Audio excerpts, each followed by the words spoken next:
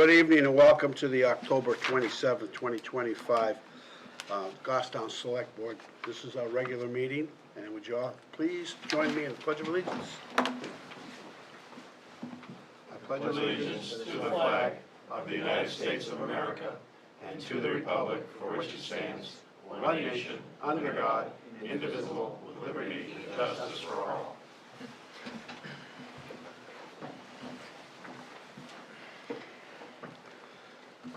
First up is the acceptance and correction of minutes from 10/20/25, public and non-public. I make a motion, we accept the minutes from 10/20/25, public and non-public minutes with corrections if need be. Second. Motion by Mark, seconded by Jim. Has everybody had a chance to review the minutes? Everybody all set with them? All in favor? Aye. Opposed, abstained, motion carries. Have a couple of announcements.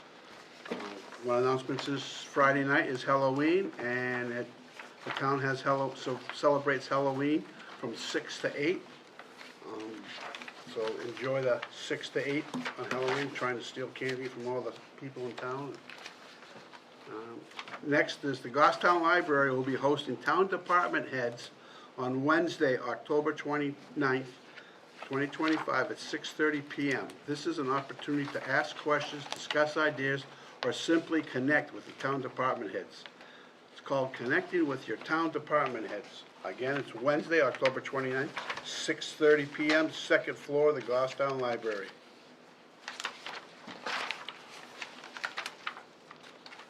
First up, I would be right there. Public comment? Oh, yeah. Is there anybody here for public comment? Seeing none, move on. All right, at tab 4A, you have your committee meeting assignments for next 2 weeks. Tomorrow night, the budget committee will be at the high school, and the sewer commission will be in this room. Yep, I'll be here. You're gonna, okay, great. Thank you, Mayor. On Thursday, the budget committee will be over at the high school again.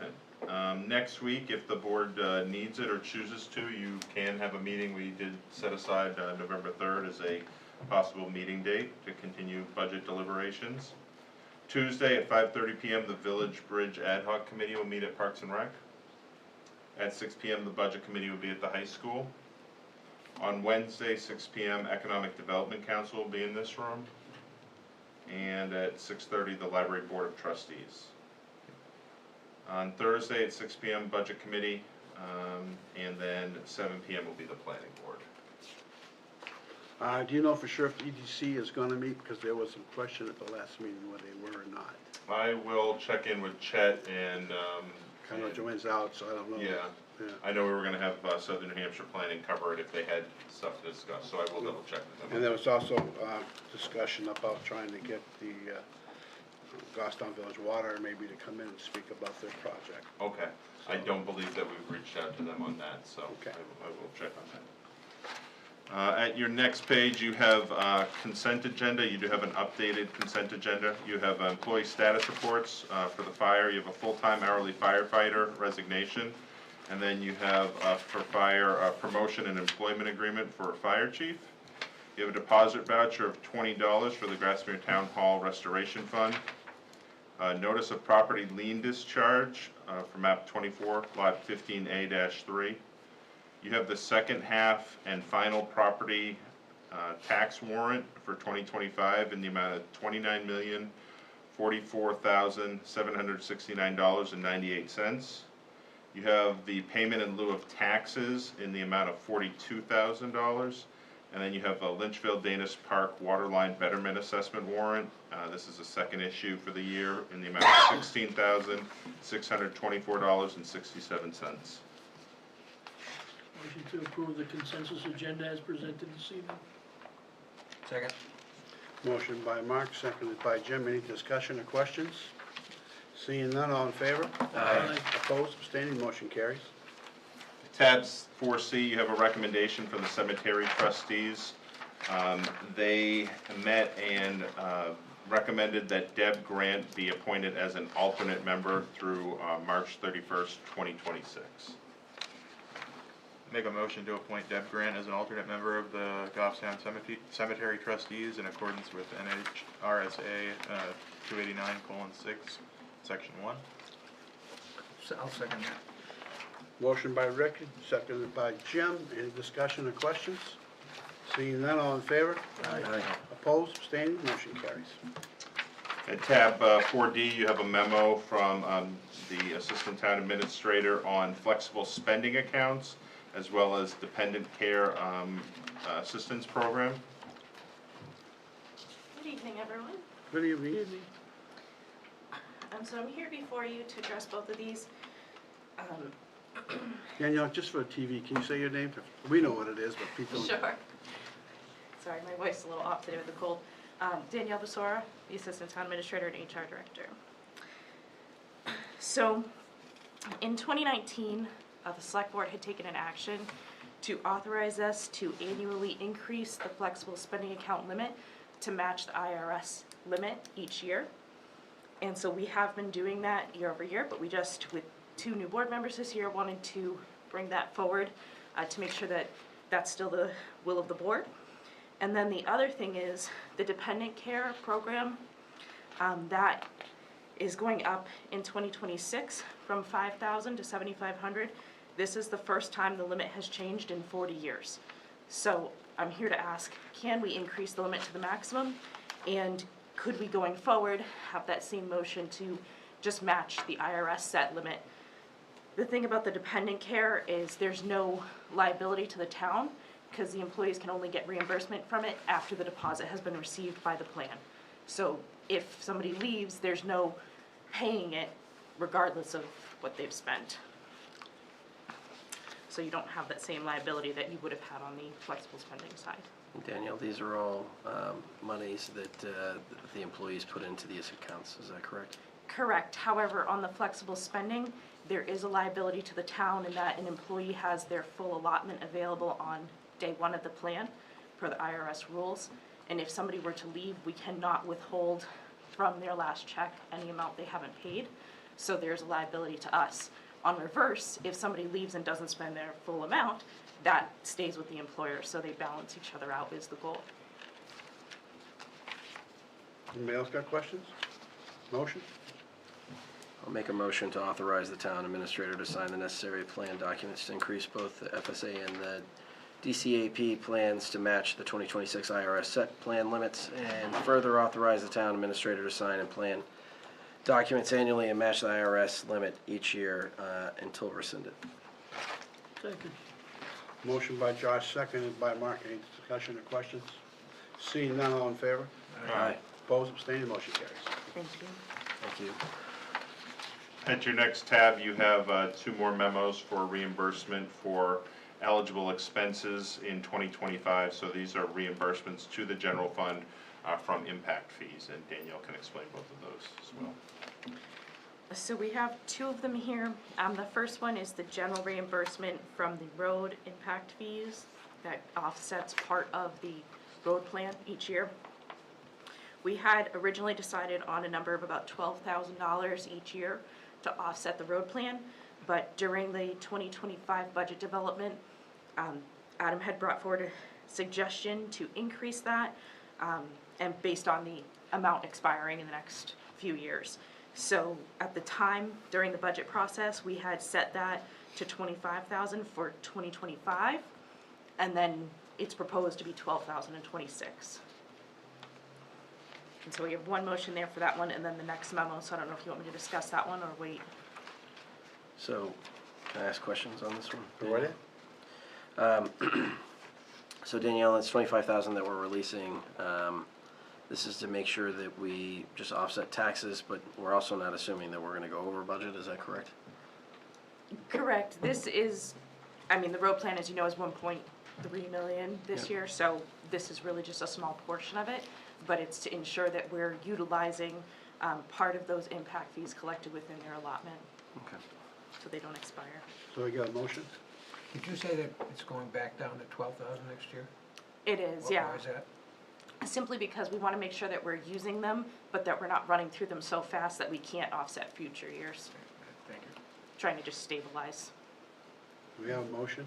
Motion to approve the release of $25,000 from the road impact fee account to offset the expense incurred in relation to the 2025 road plan project and reimburse the town's general fund. Second. Motion by Mark, seconded by Jim. Now, is there any questions? Seeing none, all in favor? Aye. Opposed? Abstained? Motion carries. So the next one is very similar. This one, however, was for the Parks and Recreation Sports Complex project. As you know, this was actually a 2024 project that was planned, and they originally thought the project would be $80,000. They spent about $20,000 on materials in 2024, and then about $20,000 this year doing labor. A lot of that labor was done in-house during off-seasons or when other projects weren't in full swing, and so that helped save the cost, but that means we're looking for reimbursement in '25 for the full amount of $19,980.40. Motion? I'll make a motion to approve the release of $19,080.40. $980.40, sorry, there's a typo.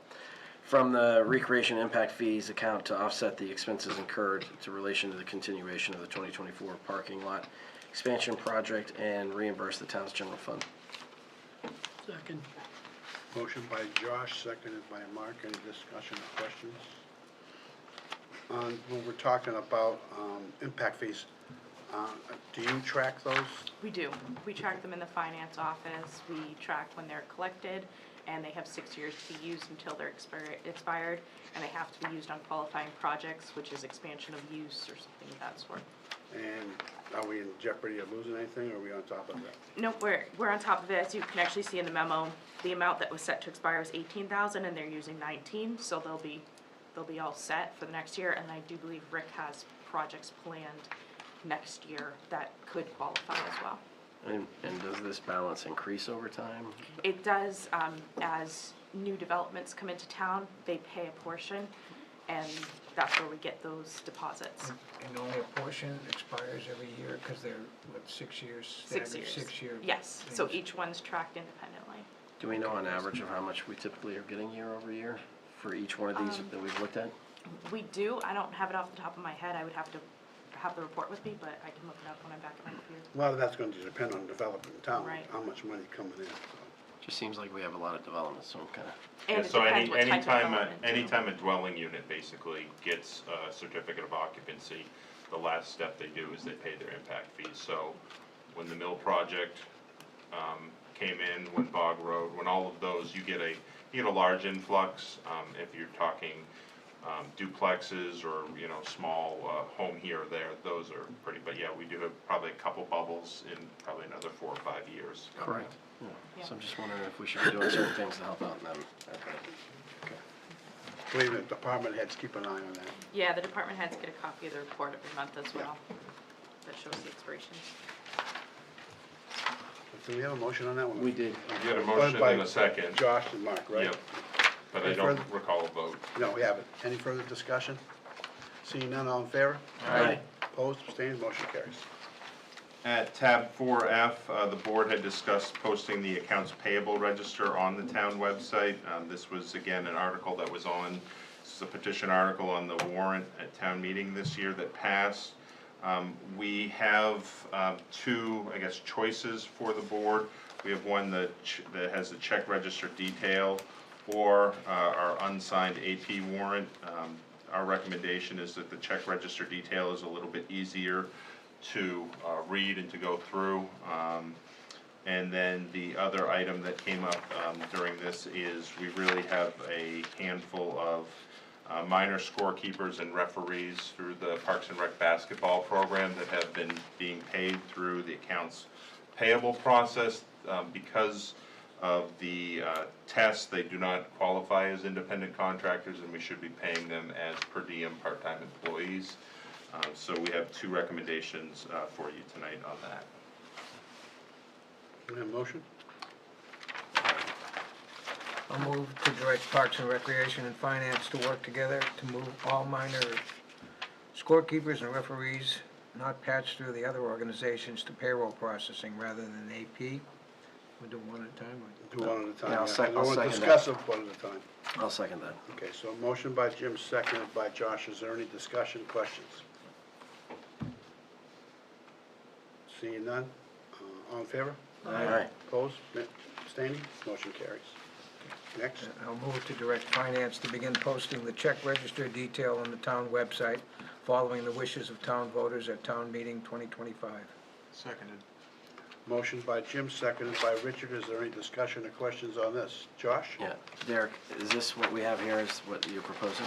Yeah, so it'd be the fold-out one, which is, it's a data dump that shows the vendor name, which account it's hitting, as well as the description that is on that line. There are a handful in this, so what you have here is the warrant from a couple weeks ago, October 22nd. So you do see in the full description, there are some departments that have been putting in invoice. We've already sent out instructions to those departments to begin using a little bit more description in what they're actually paying. And then immediately after that is the accounts payable warrant, which is something that you're used to seeing, that is with all the invoices every week. The biggest difference is this breaks out the amount for every GL account that it's hitting, as well as a description for the invoice or what's being paid for. Whereas the accounts payable warrant report does not have an actual description of what's being paid for. You only have the account detail, the account name, and the amount, but you don't actually have a description of what that invoice is for. Which is why you're suggesting this one. Our suggested is that one, yes. And if somebody's name was on a check, where would it appear here? As the vendor. As a vendor, if they were paid through our accounts payable, yes, it would be as a vendor.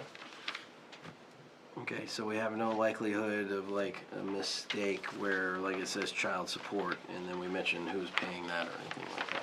So, yeah, so our very first, if you look right at the top, child support, the vendor is Department of Health and Human Services. So, there's, all of that information is checked and doesn't actually include identifying individuals. Okay, and if we recognize that, then will we scrub something like that? What happens then? Yeah, we can work with finance that they'll need to do a check of anything, and if anyone comes up, for the most part, we don't put any of that information into our accounts payable process. So when you get the warrant for Department of Health and Human Services, it's actually, we do a printed, in that one, we do a printed like voucher. Same thing with welfare and general assistance. Anytime you get a voucher, it has a voucher number. It doesn't have the details for which resident it's benefiting, rather it's to which vendor it's going to. Okay, and this is what, a week's worth? What is this? This is 1 week. This is Yeah, 1 week, more. yes. And so will we be posting 1 week or will we be posting monthly? Like, what's the plan? We would post each week. We post each week, we just add this to our AP process. We'd wait till the board, we had the necessary approval from the board, and then we would start posting that weekly. Okay, so there's nothing like check number or check account number or anything like that? Correct. Correct. Where it says account, is that the checking account number or? No, that's our GL account, so that is our general ledger, so those are our budget. The first 4 lines on this report, those are withholding accounts, but everything else are account numbers that the select board and the budget committee typically sees as part of our budget reports. Okay, I think this looks great.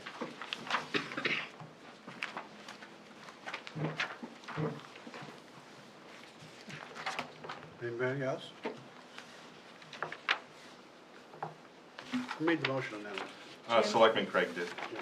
And Mark seconded it? Selectman Oh, Manzo I'm sorry. seconded it. Any other questions? Seeing none, all in favor? Aye. Opposed, abstaining, motion carries. Thank you. At tab 4G, last week there was, we began a discussion about on-call stipends, and there was a request for some additional information. So just to give a little bit background, the Goffstown Select Board approved winter on-call stipends for non-union DPW staff in 23 and 24. They are the only department that has paid on-call stipends to date. However, the Goffstown Police Department does operate rotational on-call patrol detective supervisor as well as on-call communication supervisor. They have a rotation. And then information technology, currently it's really one salaried staff that has to answer his phone 24/7, 365, and then he makes an arrangement with somebody else in the office when he goes on vacation. But for the most part, he's always has a cell phone with him. So what we've provided to you is the averages, and we've provided you on page 29 and 30, a sample policy or an amendment to the personnel plan, dictating the on-call program, and then on page 31, costing that out if the board were to go with flat rates. The DPW proposed daily stipends are approximately what the average employee from DPW would be earning if the budget were to pass. And then again, the police department and information technology department have not received on-call stipends in the past, so this would be new for those individuals. Yeah. And Derek, just to clarify, for the IT one, currently it is monitored by the one salaried staff, but the intention is if this policy were approved and put in place, it would go rotational to all four of them. Yes. So they would I was be, gonna say, one person's gonna get another No. $38,000 a year. No, no, they it would, would be they would rotational. rotate, but he, without any policy in place saying that he's authorized to have someone on call, he was hesitant to force that onto somebody else. So, Is there a motion before we get started on discussion? Not yet. I have a lot of questions before I think about a motion. You making a motion? I'll make that motion, Mr. Chair, Okay. to accept the on-call stipends that we discussed, You can make the motion for discussion. yeah, For all for three, discussion. for all three departments? Well, we're gonna discuss it. The motion is What's the motion? to open it up for To discussion. open it up for discussion No. on the on-call stipend. I just don't wanna open it up to having Okay, a fine. procedure. What you're doing. So Mark made a motion to open it up for discussion. Anybody else? We'll second that. Okay. All right, now, we have questions on it. We'll start with, Rich, we'll start on one side of the corner, make sure everybody gets to chat. Yeah, so, the way it's done now, is it a flat rate at DPW? Because I know that this is kind of No, the prompted past, by that. no, DPW in the past, it was a overtime rate, so Okay. 1.5 time, whatever their salary or their wage rate was, their hourly rate. If it was on a weekday, it would be 1.5 hours. If it was on a weekend, it'd be 3 hours. If it was a holiday, it would be 6 hours. So, again, that would differ depending on what position the person had and what their wages were. Okay. Our preference is, because they're all doing the same job, they're manning that telephone in case there's an emergency, to start the telephone tree would be, that it'd be a flat rate. But it is currently a flat rate at the other departments that have on-call? We do not have on-call at the other Oh, departments. okay. Alright, that's all. We have people that are manning a telephone and, at police or communications where they are told you're on rotation, you're the first call, but they're not, don't receive a stipend for it. Josh? Yeah, so I get that we've proposed it as daily. However, most places I've ever seen it has been weekly. Typically, you rotate on a week. And these numbers are much higher than I've seen for rotation on call for a lot of things. So did we compare these to like what other people are paying for on-call, or? We did not. So we just did it based upon what we think is the average of where they're at right now?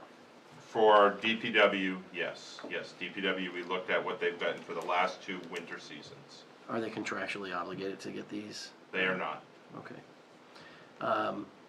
My first comment is, it seems very high, and especially if we think about spreading it across the entire town, like, that number gets very high. Is what I'm seeing there. I have a problem with that. Jim? Where's the money coming from? You would have to add this into the 2026 budget. The last 2 years, we have not included DPW winter on-call stipends in the So budget. all of it is new money, basically. Correct. Okay. Mark? I agree with Josh, money is crazy high, and we're complaining about money already. If we go to the flat rate, how much will this drop? If we go on a flat rate? That's a whole nother calculation.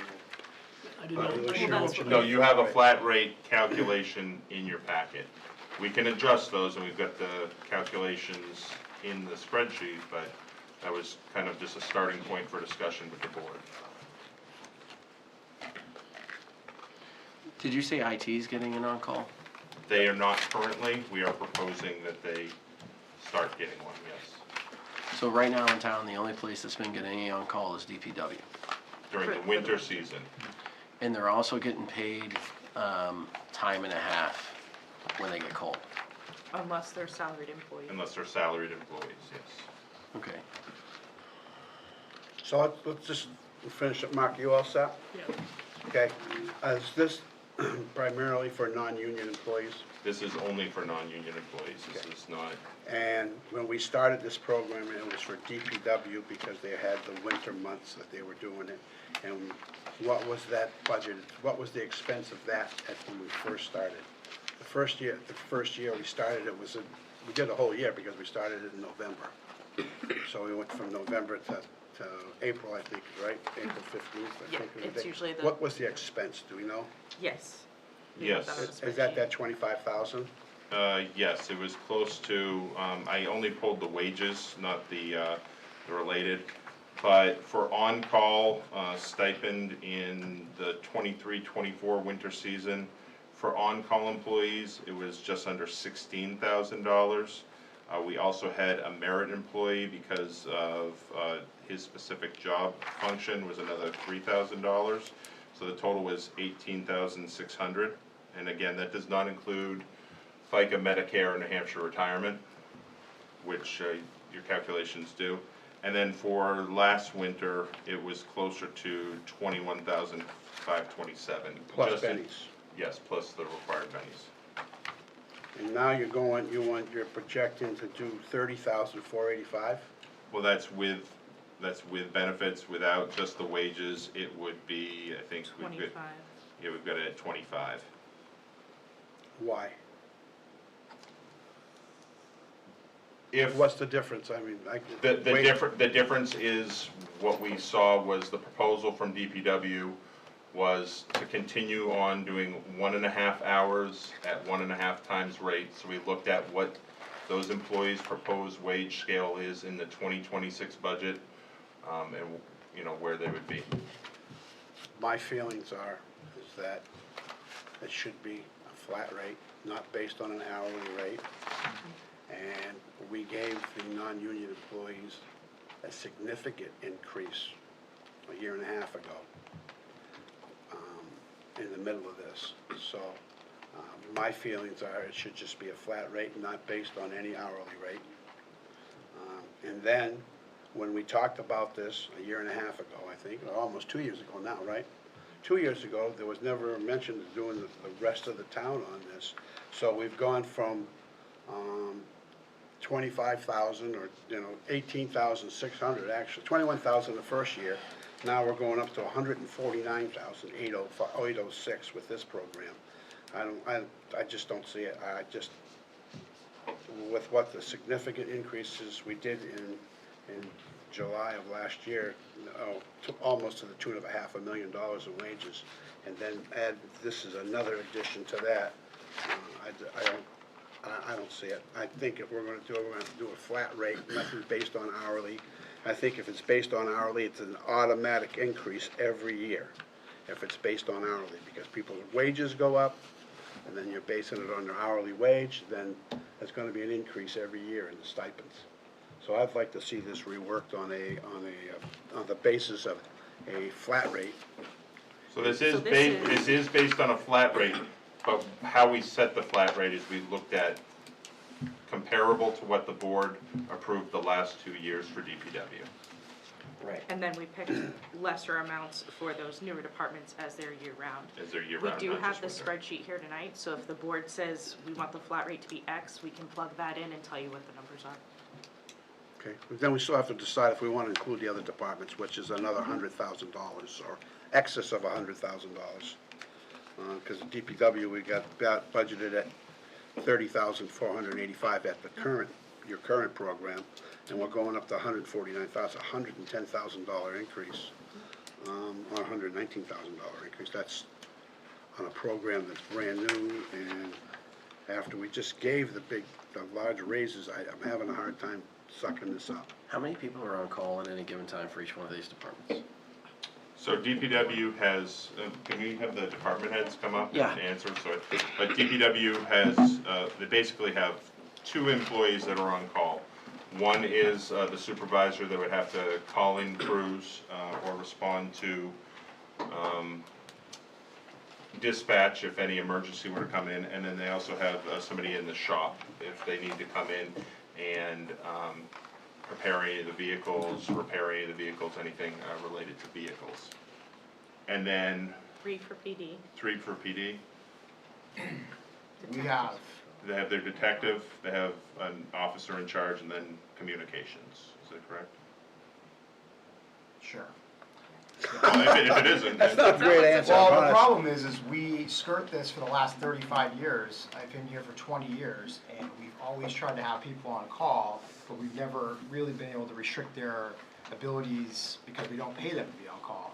So, to answer the question, I am always on call 24 hours a day, it's my job. We have command staff members who are on call, we rotate every 5 weeks. We have a detective sergeant that rotates with the other 2 union-based detectives. Every 3 weeks, that detective sergeant, they rotate every week.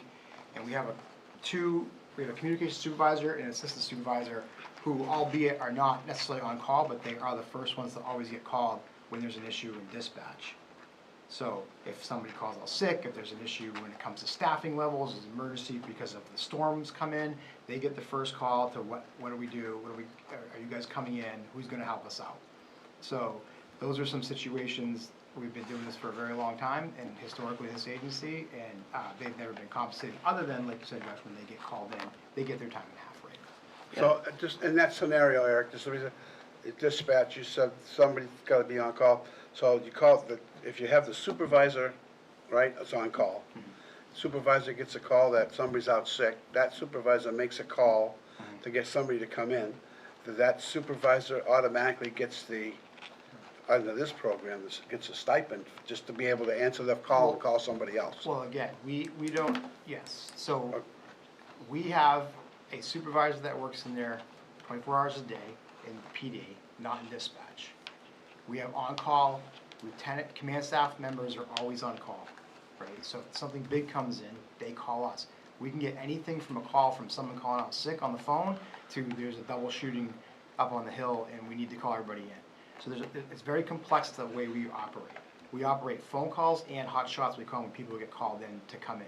So if there's someone calls out in dispatch and we need to get somebody in there, typically their first call is to the supervisor of dispatch to figure out who's next on the list and how that works. Those 2 supervisors, assistant and the supervisor, they don't necessarily have to answer the phone. We don't restrict their locations, we don't restrict their alcohol or consumption, because we don't pay them.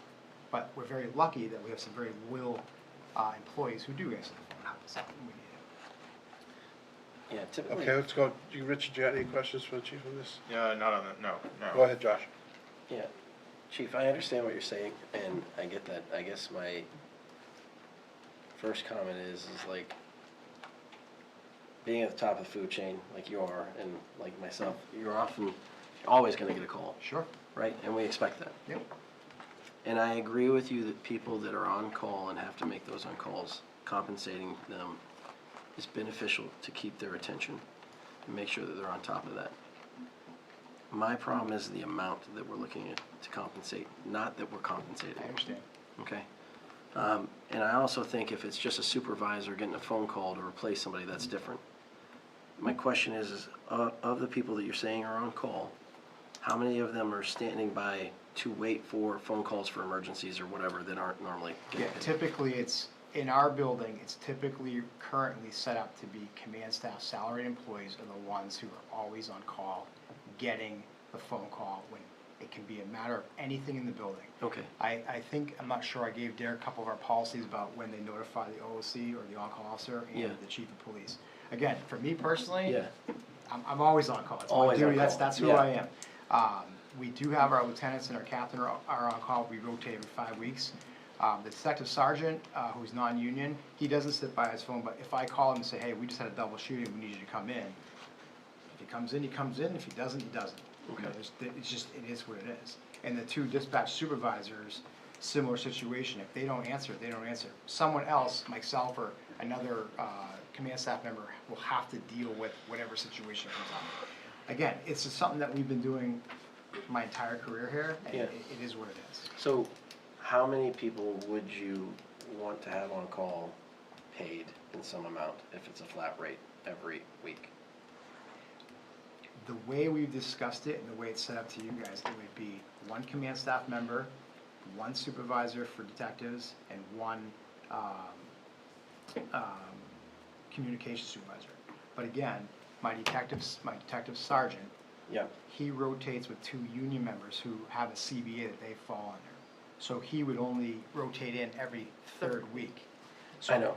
I'm just doing the math every week if we were to do a flat rate. Like, how can we make this work? That's where I'm at. Jim? So it's kind I'm, of 2 and a third. I'm thinking, that's interesting what you're talking about, but I'm afraid if we just vote on something right now for the police and IT, I think it needs a little thought. And I'm not opposed to it, I think we should do a flat rate, and I would be willing to vote for DPW a flat rate tonight, and we table the rest of it, and not to put it off, but to, Mr. Chair, if I may. Yep, go ahead. We have actually brought this forward with IT and PD the last 2 years. We have talked about this. This is the third time we're bringing it back. It's just this time we actually put some numbers to it to try to help encourage that discussion. We have, as the chief has said, we've been operating this way forever, and we're trying to come up with a stipend to avoid us getting in trouble with Department of Labor for having people on call that are not compensated and running into any potential wage claims for them coming back to say, hey, I'm on call, I have to be within a 30 or 45-minute radius. The chief didn't mention it, but we had an example once where the detective sergeant was called in, and they literally drove and picked him up at the lake because he wasn't fit, because he was out on a boat, and they were like, we're coming to get you anyway.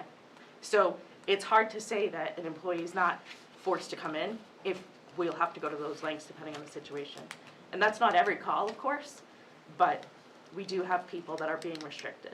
That's great, but taking a $119,000 hit in one shot is, I don't think that's the right I number understand, either. but I would say Give me a there, different number. there are non-union employees that have seen DPW be compensated the last 2 winters, and they have not been compensated. I understand that, okay?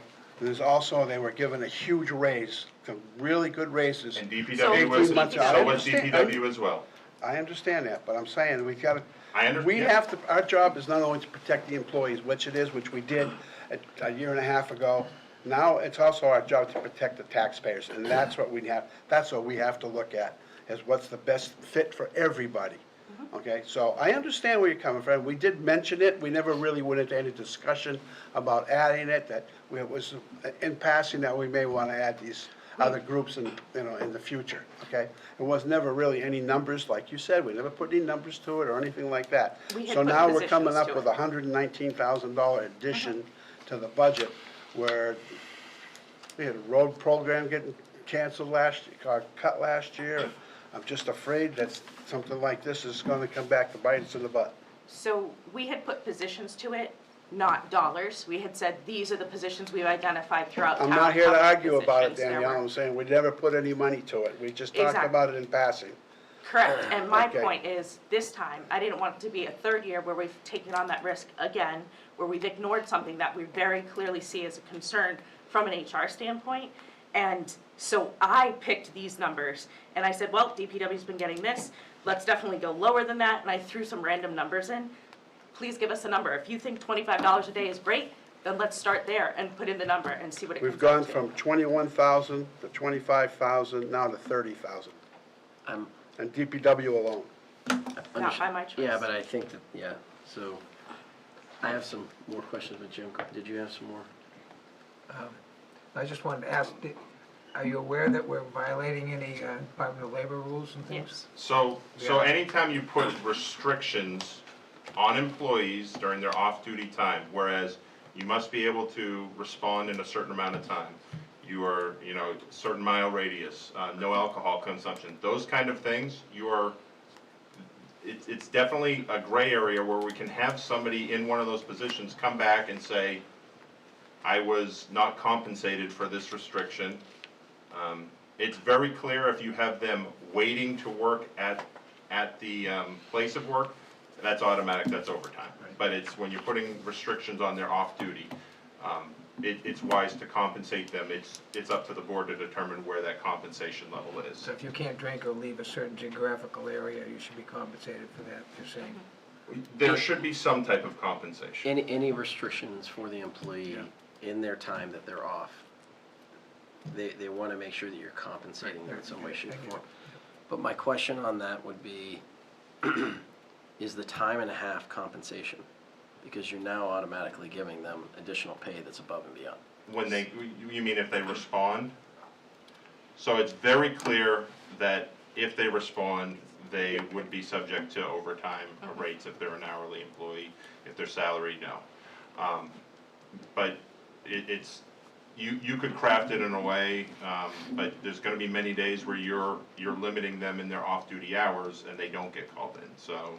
Sure, understood that. And that's why we're proposing a stipend that's not tied to their wage, but just a flat rate. We don't, if you were to take $75 a day and divide that by how many hours they're technically on call between when they get off shift and when they're called in, it's not really an hourly rate.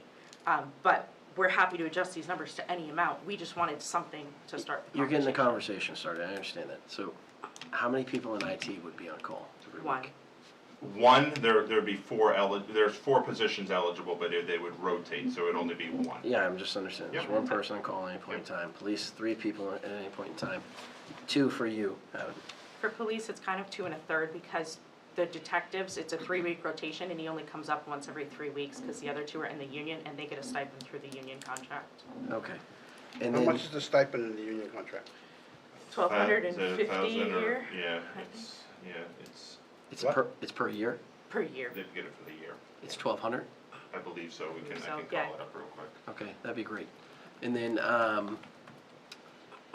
because then if we make an adjustment here, that's gonna come up later in a discussion some way, in another shape. So, Adam, your on-call rotation really only occurs for 13 weeks, is that correct? Because I see estimated days is 107 or 40, like. Yes, Depends on the contract. the I think we reason, did some one of year. the slight changes in year 1 and year 2 were due to the fact that, sorry, I'm getting whatever Danielle got. We had a change from, I think we had started on Thanksgiving Day and ended April 1st. And then we realized that finance preferred to do a full week, start at the beginning of the week, so we know going into the holiday, and then on the back end, we have those storms that happen in April, so try to get coverage through the 15th. So last year that bumped up. and I think it then was this year- 20 weeks last year total. And then this year will be the continuation. It looks like 22. Okay. 22 this The, in '23, when the rates were initially set, I came to the board with about a dozen, maybe 15 different examples throughout the state. The numbers we had proposed were sort of halfway between state of New Hampshire and Concord DPW, kind of how they had framed theirs, and both were on a hour and overtime hours basis. So that's kind of what we proposed, but I certainly see the value in getting to a single rate that makes sense. So in this instance, my request from Derek was, try as best we can to not go backwards with the employees, but hitting an average is, of course, going to have a couple of them come up and a couple go down, but at least it's on average the same as spent from last year. Josh, when you said that these numbers were high, did you mean the flat rate number or the numbers of, what did you mean? Yeah, to me, it's the bottom line number down here is high 149. collectively, because I think we've compounded a lot of things together based upon historical, and as Danielle's saying, and I agree with her, she's getting the conversation started. I don't think everybody agreed with the rates, is what I'm hearing collectively, even before that we're in here. Check. I think to your point, Peter, like we've increased salaries collectively. I think we should be reasonable about that stipend, and I think it should be weekly. And I think we can get to someplace good, and we could even make a recommendation and move forward. You know, we hear that the union employees are getting a stipend of some sort. So in the police, it's a 50 cent per hour for those that are detectives. So it's Times 2,080 hours. yeah, so it's 1040, and I believe that's Actually, OT holiday eligible. as well. OT and holiday eligible as well. So it'd be, So it's a little bit more More than than that. 1040, but yeah. So that they get an hourly incentive for being a detective and the detective includes on-call. And it includes being on call, so Yeah. they just get that as a check. So it's not really a stipend for being on call. Right. Well, can I, Yeah, may I? please. Go right ahead. That stipend has been like that since I've been here for over 20 years. And they do get it as part of their on-call, because their job description, when they take the job, puts them on a on-call rotation. And I believe after 20-plus years, that is kind of one of the reasons why they have that stipend in there. I don't believe that has increased over the past 20 years, not saying it should or shouldn't, that's just a fact. Again, we have different, on-calls for different reasons, but ultimately, that's why the two detectives that are in the collective bargaining unit get paid that. Okay. All right, so, I think the guy needs some more work on this. I'm not just gonna throw numbers at it tonight, I wanna be able to look at them. I think that's what Jim suggested too, that we go ahead with, Well, I don't mean that to make it go away. I think my suggestion, and it sounds like you don't think it's a good idea, that you've got all the information and we're just gonna make a decision on. No, I think it's really the pleasure of the board. I did share with you the spreadsheet, so you do have the ability to go in if you want to modify the stipend amount, everything will calculate out. The other option, you could direct us to look at what other communities in these positions are doing. Or alternatively, you could give us, this is how much you're willing to spend on these three departments on an annual basis on this type of program, and then we would have to. I'd like to see what the other towns are doing. We've looked around and they vary Well, greatly. you just said you didn't have any information a few minutes ago. I didn't say that. We haven't looked at information since we did this in prior years. We haven't looked at it this year. I got only 2 responses this year when I asked about it from other communities regarding police, because I knew that was a new one, to try to compare. And some of them do $7.50 for every hour that you're not on shift, and you basically get essentially minimum wage for every hour you're not on shift. Other ones say, we're a small department, so we give you a car and a laptop, and you can respond from home, and that's the conversation. So it varies completely depending on which department. I just have maybe it's a silly question, but Chief, if somebody gets a call, who's on call, and he makes, he decides, hey, we need 3 guys to come in, he takes, 2 guys, he directs 2 guys to come in, and then he goes in himself, would he get the stipend and time and a half for coming in?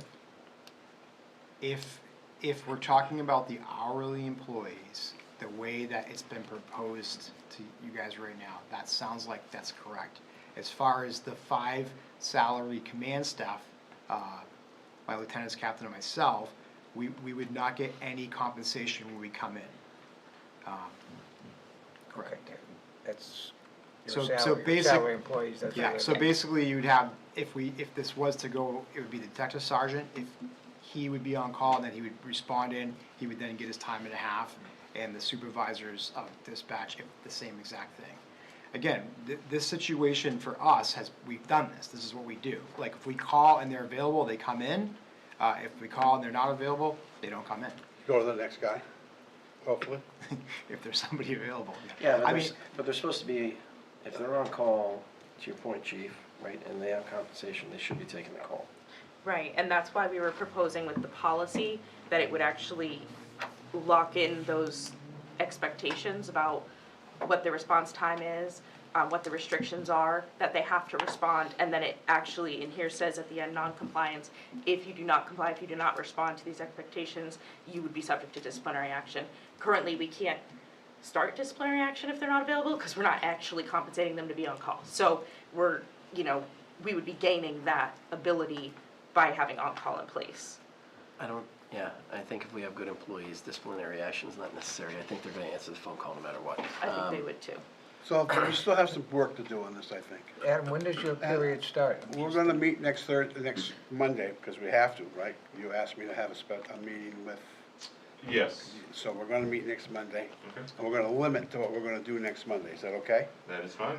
And this is gonna be one of the things we do, plus we're gonna take care of with the assistant town clerk on the ballot machines Yep. and anything minor, and what else we got to finish up? All the tonight? budgets, so. Can I just make one more Go ahead. comment, Peter?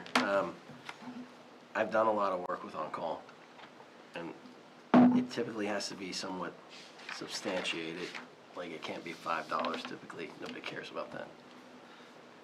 I've typically found somewhere around $250 to be a good weekly stipend Okay. with people.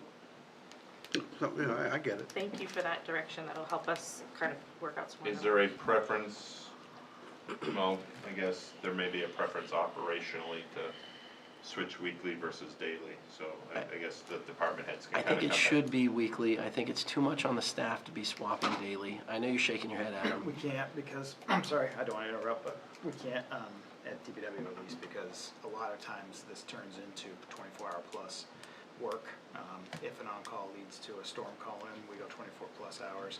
I can't have the same person, But this is also why I was asking who's on call during the week. And if that be the case, then you break up the amount of 250 amongst the week, and that's how much they get each day. Yeah. Because Police they're and- also getting time and a half as well on that. So police and IT were both proposed as weekly, so I would think the switch to a weekly amount would be an easier transition.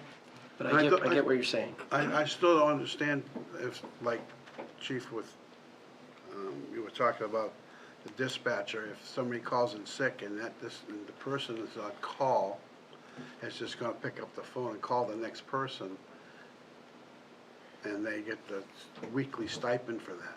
Is that what you're saying, Josh? So that's where I'm a bit not understanding. Typically, when you're on call, it's because you've done your normally daily duty, and you're going home at the end of the day, and they call you in because you gotta come back. That's typically where on-call is. You're saying the 3 positions that you mentioned, Chief, that's recurrent, is that correct? So currently, that is just our command staff, that's the way it goes. When an issue comes up in dispatch and our patrol supervisor cannot deal with it on the spot, the supervisors of dispatch want them to call them, so they can deal with their division. Currently, if something comes up, yes, to answer your question, if it's as simple as a phone call, they can take the phone call, they might have to pull out a computer and figure out what's the next list and go from there, and don't necessarily have to respond to the building. There are some times where they get called and they say, there's a windstorm and every town is out of control, we need someone to come in, so they come in, and they do get compensated for that. And again, for our purposes, sorry, I didn't mean to interrupt you, we can get a call from anything from as basic as, hey, I'm just taking a phone call, to we need you to come in. And how we operate currently is, if I'm on call myself personally this week, and I wanna go to Maine, I ask one of the other guys, hey, Cover for me. can you cover the hot calls? I can take the phone calls, I'm available, but if I can't respond for Maine. And usually we work that out amongst ourselves. We'll figure out between the 5 of us, somebody will cover me, thank God. And if they don't, then I'm kind of in a jam. But for the most part, we do pretty well. We've been working it out. But yes, so they could just take a phone call, and that's it. So if somebody calls in sick in dispatch, does it automatically go to the dispatch supervisor, or does the patrol command So the officer on at the patrol time? sergeant used to deal with it, but we've had a few issues where we need to make sure that the dispatch supervisors are aware of what's going on and do it the right way. Because the schedule of dispatch is a lot different than Because normally, like Josh is saying, somebody's on call, that person would come in and cover that shift, but that's not what we're talking about here. That's kind of confusing type of Yeah, thing. they wouldn't necessarily cover the shift unless they absolutely had to, because the contracts dictate having a forced overtime list, and then the dispatcher, the supervisors aren't necessarily part of that contract, so we would go through the list of who's next on the list to be called in. Now, again, we've had situations where they've just taken the call, they've worked out that forced overtime list, they've called people in, they've made it happen, all set, no big deal, and it took them 45 minutes. Or they've also had situations where they're down people, the windstorm comes through, the ice storm comes through, they need bodies, so they call the supervisors come in. But those supervisors are hourly, and they get their time and a half when they come in. So I think for me on call, typically the way it works, and Adam, you said you had two people, one was a supervisor, the other maybe a similar situation that we're talking about here as well. Like typically an on-call person works their full day, they go home and they're on call for that week, and or that day, if they have to come in and cover additional hours, that's on call because they know they're on call for that day, for that week, whatever, they're coming in doing additional work. If it's during normal working hours or whatever, none of that counts. And in some cases, when the on-call gets initiated, if they're doing weekly, that's when that weekly stipend kicks in. So is when you actually get a call. If you don't get a call, then there's no stipend, but you still have responsibility to do that. There are different ways to do this. And I think if it's just a supervisor getting a call to say, oh, John or Susie's not coming in, I'm gonna call so-and-so, that's not really on call. That's you're doing your job as a supervisor. So the IT rotation is, as you said, that they would be the person that comes in and fixes the issue, whatever that is, on the off hours. So that's, I guess, a more traditional on-call rotation. That's right, that's the way it should work. If you're on call, you come in and fix the problem in IT. Now, Adam, you don't bring in two people, you don't bring anybody into the shop, right? Every time? So, for us, when they're on call, if there's a winter storm is the most common, of course, during that period, the supervisor, depending on the level of severity, will come in, if it's already, like a flash freeze type scenario, as they're getting ready to leave or as they're on the way in, they're probably calling people to get that going, get the trucks on the road as fast as possible. But other times, if it's a slower developing, they'll be in, they'll do either a road patrol around town, check some of the hot spots. Sometimes if it's a very minor, like a town hall parking lot, there's a meeting or something and it's icy, but the rest of the roads aren't icy because of the traffic or whatever. Sometimes the supervisor will take a piece of equipment and treat the parking lot and just be a one-man call and go home. But most of the time for the winter, it's at least a minor treatment event, so 5-6 trucks and a loader, and then if it's an all-call situation. But when they're on call, that is their storm now, so they supervise the entire storm, start to finish, regardless of what They own it. type it is. They own it. Yeah, supervisors are supervisors for a reason. They take on responsibility because they know that's something that they do, that's how they get promoted. Your staff, I understand where you're coming from, like you want to come in and fix things. So I think that needs to be very well thought out as well. Like, what is that responsibility in that process that's happening too? Especially if you're going to make this more of a town-wide policy. All right, we'll pick this up again next Monday. What information And was the the information I board? think I would like to see is a weekly and flat rate, nothing based on, That's the one I want to see. not based on hourly wage. Because that hourly, if you're based on hourly wage, it keeps going up every year.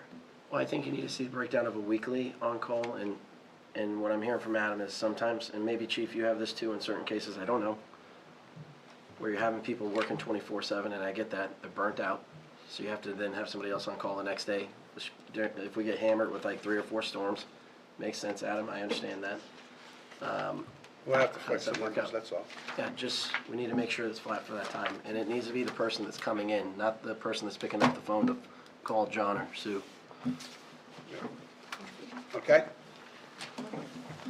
All right, next, see, we have any new business? I I think we're Okay. going right into budget presentations. Oh, you don't want to do the, finish up with our work? I think we first? had, it's, yeah, that's, I think I had budget presentations before Action Matrix, but do you want to do Action Yeah, Matrix let's first? just do it right now, just Okay. get it out of the way. Yeah, That way we absolutely. can just go into budget presentation. So planning for the police station, we're still working on that, Derek? Yes. Tower 1 update? Haven't heard from them. Due in last week. So they, yeah, they had ordered the parts. Right, so we're still waiting on parts. Yep. And we have a curbside truck that's out for diagnosis. Broken record. That's the same one we've been having problems with, or? They are They take cycling turns. through, so they take turns. We picked one up and brought one there. The good news is the one that we picked up, which they have been working on, hasn't had any issues since we've had it. That's good to know. We may be able to keep it. All right, we'll start with the budget presentations. We'll start with DPW, or? I just got my Yeah. binder.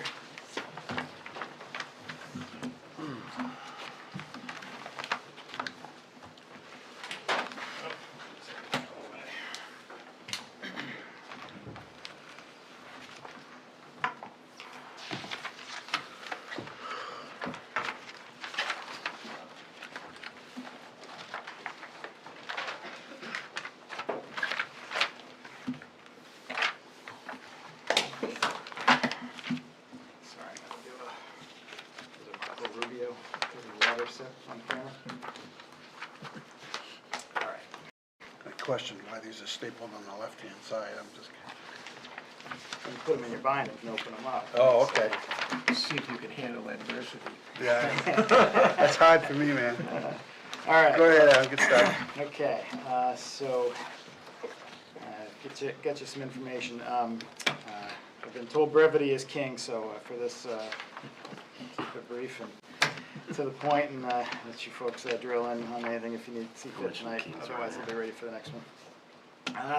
So for the DPW operating budget, the overall increase as proposed from 2025 is 5.5%. Big ticket divisions are the larger budgeted divisions. Highway and admin is a 3.5% proposed increase, and solid waste is a 9.2% increase. And I'll talk about that later, largely driven by a few unfortunate trends with commodities. And cemetery has the largest by percentage increase, and I'll kind of tell you a few of the key things there, but that's coming in at 17.6%, and fleet maintenance is at 4.5%.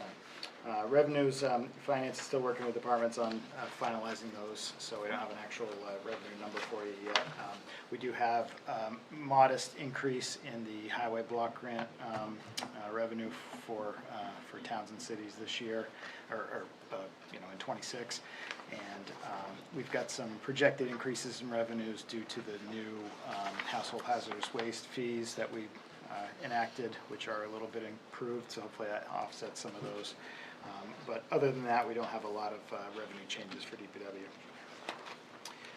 So on 26, major cost drivers are as you see here. Had to kind of draw the line somewhere, so I cut it off at 10,000 for the increases, but I showed you the three biggest cuts. Wages, so this is our 10.5 full-time equivalents, non-union. As Derek mentioned, I think during his presentation, we have the Teamsters contract, which is expiring this year, so likely we'll see a special article for the Teamsters. But this covers the 10.5 full-time equivalents, and this is wages only. Of course, there's those percentages for FICA, Medicaid, or Medicare, and retirement as well. But the next big ticket item here is solid waste tipping fees. So this is strictly based on our contract for the landfill at Turnkey in Rochester.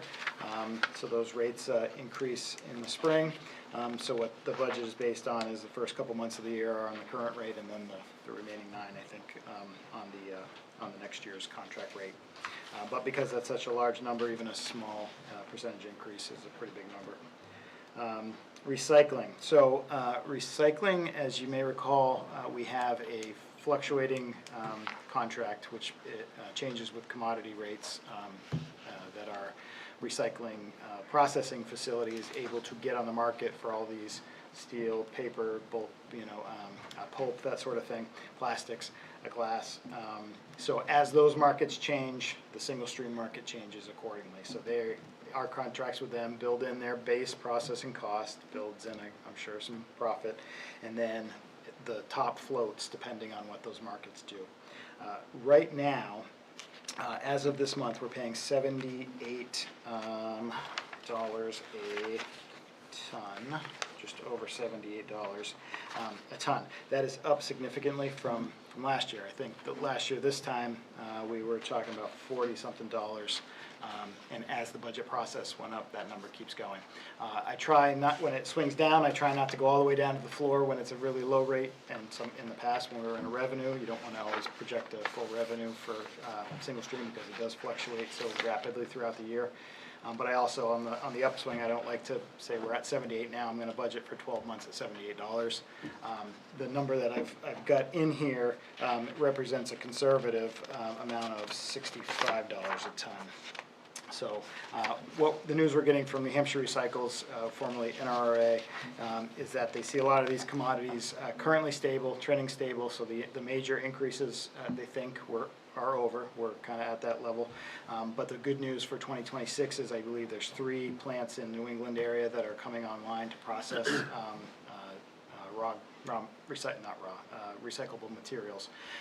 Not in a single stream capacity, but like a pulping plant. Some of these that will turn some of those things that are separated out at the materials recovery facility. So these will be new buyers in the New England region, which should help drive the rates up a little bit on the other end. So I'm hoping that we can see some easing on those, but I should let you know as a highlight, that's a conservative amount. If you'd like me to change the philosophy of how I've been budgeting, we could certainly do that. Adam, there's no way to lock in that rate at all? We haven't asked because the presumption has always been if you lock it in, it's going to be high, because they want to limit their downside. And where things have swung so greatly, it's just tough. The house is always going to win, I think, in this case. So if we try to lock in, they're going to give us a number 80, 85, 90. But they keep going up, correct?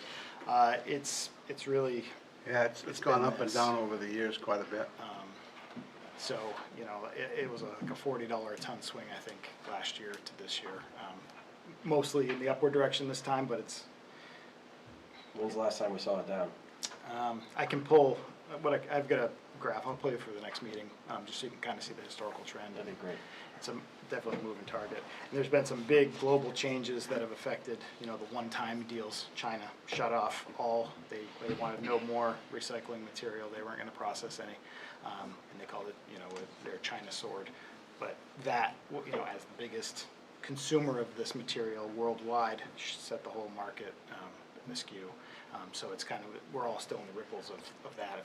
You mean from the tariffs and things, or? No, about 6 years ago, maybe China made a declaration because their country was seeing all the downside of bringing in all this recyclable material. So they were getting, scows and scows of garbage and recycling, but it was full of trash and Sure, so other lost a stuff. buyer. Yeah. All the factories that are there polluting their air, so they finally said, no more, we're not gonna do this, we're not gonna be the world's trash can, just to get some recyclables out of it. So they cut off, they went from, the biggest in the world, 70-80% of the whole world's market, to 0 in the course of a year. So that had huge effects. So we're still kind of in that ripple. But yeah, I'll give you the trends best I can, and if you think we should be a little bit more conservative even with it, then we can, but I think it'd be good just for us all to at least collectively see that. Yeah. Next up, household hazardous waste. We're seeing a couple things there. Both the cost of our collection company when they come to process this stuff for transport, and then ultimate disposal. We pay them, for the cost of all that. The cost has crept up with the cost of most other services, but we're also still seeing an increased volume. So a couple of years ago, we shut off non-residents, but even with that change, the more people know about it and the more it's talked about, the more people come. And good news, bad news. Good news is that's not getting dumped down the drain or put in the trash where we, in theory, are polluting landfills. or going to get charged if there's hazardous waste in a household trash or a recycling a load. Bad news is obviously it's a lot of material to now be burdened with processing. So the thing that we've always struggled with fee setting is where do we set that fee to bring in some to offset the cost for every resident, knowing that there are certain residents that are, I won't say taking advantage, but certain residents that are more active users of this service, whereas the benefit is to all in some sense where it's improving the environmental impact of not having this hazardous waste just out in nature or dumped in the ground. But where do you draw the line? And that's kind of Have we had any loads rejected? I know we've had in the past because of batteries or some other different things. we, knock on wood, we haven't had a load of single stream recycling rejected in, I think, over 10 years. In fact, our recycling is usually the cleanest, some of the cleanest that they receive at that MRF facility in Charlestown, Mass. From the landfill end of things, we haven't had any loads rejected, but they don't like to see sometimes like full mattresses and stuff like that will come across, and we kind of get the side eye from the landfill folks. If lithium-ion batteries now with the new landfill ban, I presume they're looking a little more closely. We haven't been dinged yet for that from a trash hauling perspective, but we have, as you mentioned, on the metal recycling end. And in our case, they weren't lithium batteries, they were just normal batteries, but they're now cracking down on all that kind of stuff.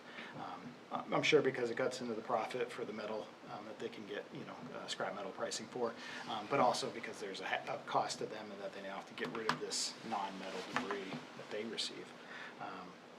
So yes, we've had some loads flagged. We've had a couple small, it's like $100, $200. If they find a can of gas or something, or a mower that's not fully drained of oil, maybe. The problem we have where we don't have enough personnel to have somebody stationed, at multiple places in the transfer station. Most days we really only have one ground man, two if the supervisor is participating in that. Somebody can come to the metal bin, throw something in, and then throw a fridge on top of it, or fridge, bad example, that'd be in the but a big metal bed frame on top of it, and now you can't see it. So when that gets hauled off to the metal place, that's when they would find it. So we do our best to pre-screen. We ask people to leave motors and engines and stuff like that outside the bin so we can make sure they're empty before they go in. But it's a real hard thing to catch people if they're really intent on throwing something in there. Okay, so that's a hazardous waste. I think I did say we do anticipate a little extra on the revenue side because of that new fee that we've established. But certainly as we go on, that's something we're all going to have to continue talking about, is if we've got that fee set in the right place. So just in the waste end of it, solid waste, recycling, and hazardous waste, I'm looking at about $127,000 increase. Yes. Increase, not just the fee, that's just the increase. Yep. Okay. Let's see, next up, size-wise, was the cemetery and the equipment line. You'll see an increase there. We have $16,000. The trustees requested that I make a few increases to some of their lines, and one of them was for a new zero-turn mower. I think the oldest one is 15-plus years old, but a couple of them are getting over 10 years, so time to replace at least one. Try to keep those on the road, or on the grass, I should say. Salt state contract had a $4 per ton increase this year, and that just went into effect a couple weeks ago, so this is up-to-date info. Are we full now? We are full, and we do have a little bit of money left on our PO, our encumbered PO for 2025. So in theory, if we have a light early winter, we can return those to general fund.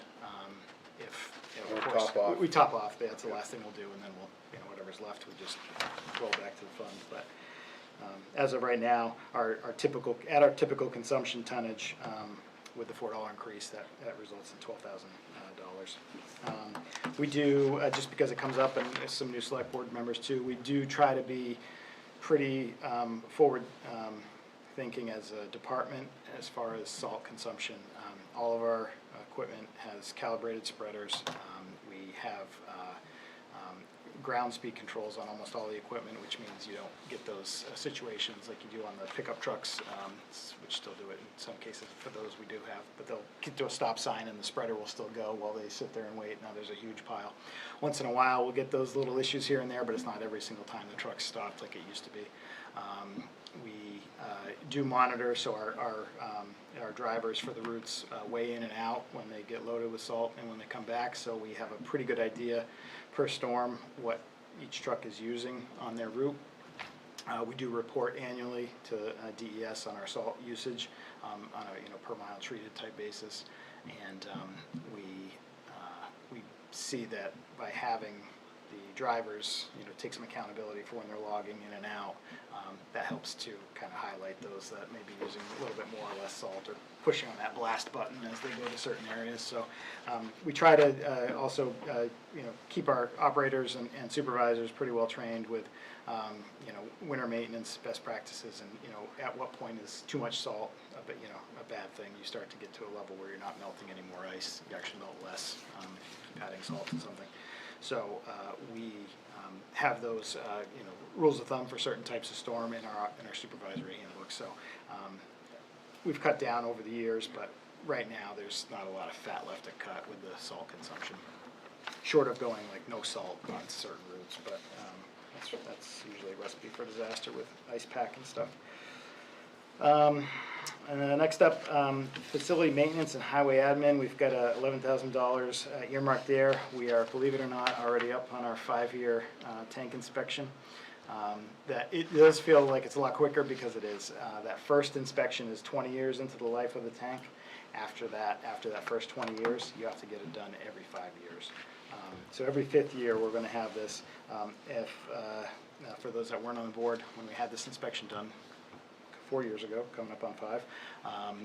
Our fuel building is an above ground facility. It's got a containment around the tanks, so if the tanks have a hole, it's got to be able to catch all that material that would come out. So we have, there's a concrete slab roof though that is, I don't know if they're trying to save money on the building size or what, but it's right up against the top of the tank, and it's not tall enough to get the confined space apparatus in on top of the tanks, but still be below the roof of the building to get the inspectors in. They actually have to go in and check the weld seams and all that kind of stuff inside the tank and then clean it out. So that roof has to get picked by a crane, and then they can get in and then they drop the roof back on. There has been some discussion of whether or not we just change the concrete roof out to a stick-built kind of thing, but I think by the time you frame something out and add $15,000 to $20,000 worth of shingles, that's a lot of crane rentals for a couple hours at a time. So anyway, we're coming up on that inspection. We did the last round, had a lot of upgrades that were needed by DES. Now where it's been only 5 years instead of 20 years since the last inspection with this, we don't anticipate all those extra items that DES was requiring last time. But we'll do the same. We'll have them in for a pre-screen before we align a contractor up, just to make sure there's no new laws that DES requires us to abide by. Tires, based on actuals, we're just seeing an increase with tire cost. We could maybe find a selectman if he's interested in his off hours to be our tire buyer. And tire buyer? Is that a... Been there, done that. But unfortunately, just with the amount of tires that we get, and a lot of them are heavy duty or large oversized truck and heavy equipment tires, they're pretty expensive. So kind of goes with the territory, unfortunately. But then on the good side, we've due to the good work at Town Hall, we've been able to see a $30,000 reduction in our gas and diesel budgets. The diesel is primarily highway and solid waste. And then the gas is just in highway. We don't have any gas vehicles in the solid waste department. But that's certainly a big one. Anytime we can come down on rates there. Fleet tools, I've got a $4,000 reduction there based on actuals. Just been underspending the last couple of years, so I want to bring that down. And then $1,000 reduction in solid waste consulting. Some good news on the EPA front. EPA released, based on some positive feedback from folks around the country who have air burners, the brush burners that we have. They made a sensible change that given certain criteria, they're no longer considering them incinerators requiring a Title V operating permit. So it's a common sense thing, at least. If you're burning clean brush or clean wood, they're gonna consider it more of a open burn situation rather than a factory with a smokestack that has to be regulated. There's still a few things that we have to do, but at least the EPA permitting admin burden on me, and then the permit fee burden on the town. It's $1,000 saved every year, so that was good. Good. That doesn't fall under any state restrictions as We far as the still burn? are part of the state, you know, the air quality folks, but it's much less. There's a couple visual inspections we have to do and some record keeping, but it's nowhere near the level that Title V permit required. And then on to the next page, I got our CIP information. I just put the numbers from last year as proposed versus last year as voted. Stuck to exactly the same list that I had last year. I thought about increasing a couple of the numbers for 1 year's worth of inflation, but it's come down a tiny little bit. I think the state's using 3.7 now for their annual inflation number for highway equipment. But we did find the tractor and roll-off trailer, the combo unit that we're looking to replace those two units with, the roll-off truck. We did find a couple other options that were a little bit more cost-effective than we had actually seen back 2 years ago when we proposed it. So I think it's going to come in about the same, and I figured it tells the story even cleaner if it's exactly the same number as what was proposed last year and then removed. And then on the road plan end, last year I proposed 1.83 million. That included the critical culvert Montalona road project, which had offsetting revenue, so it was really it was higher than that, but the net amount was 1.83. What ended up being voted, we ended up removing the critical culvert program because of the offsetting revenue. I think we decided it could be a unanticipated revenue situation, if I'm not mistaken, Derek, right? We took it out before we went to the budget committee. So that was removed, and then the budget committee, of course, did their changes to the road plan number itself. So we ended up with 1.15.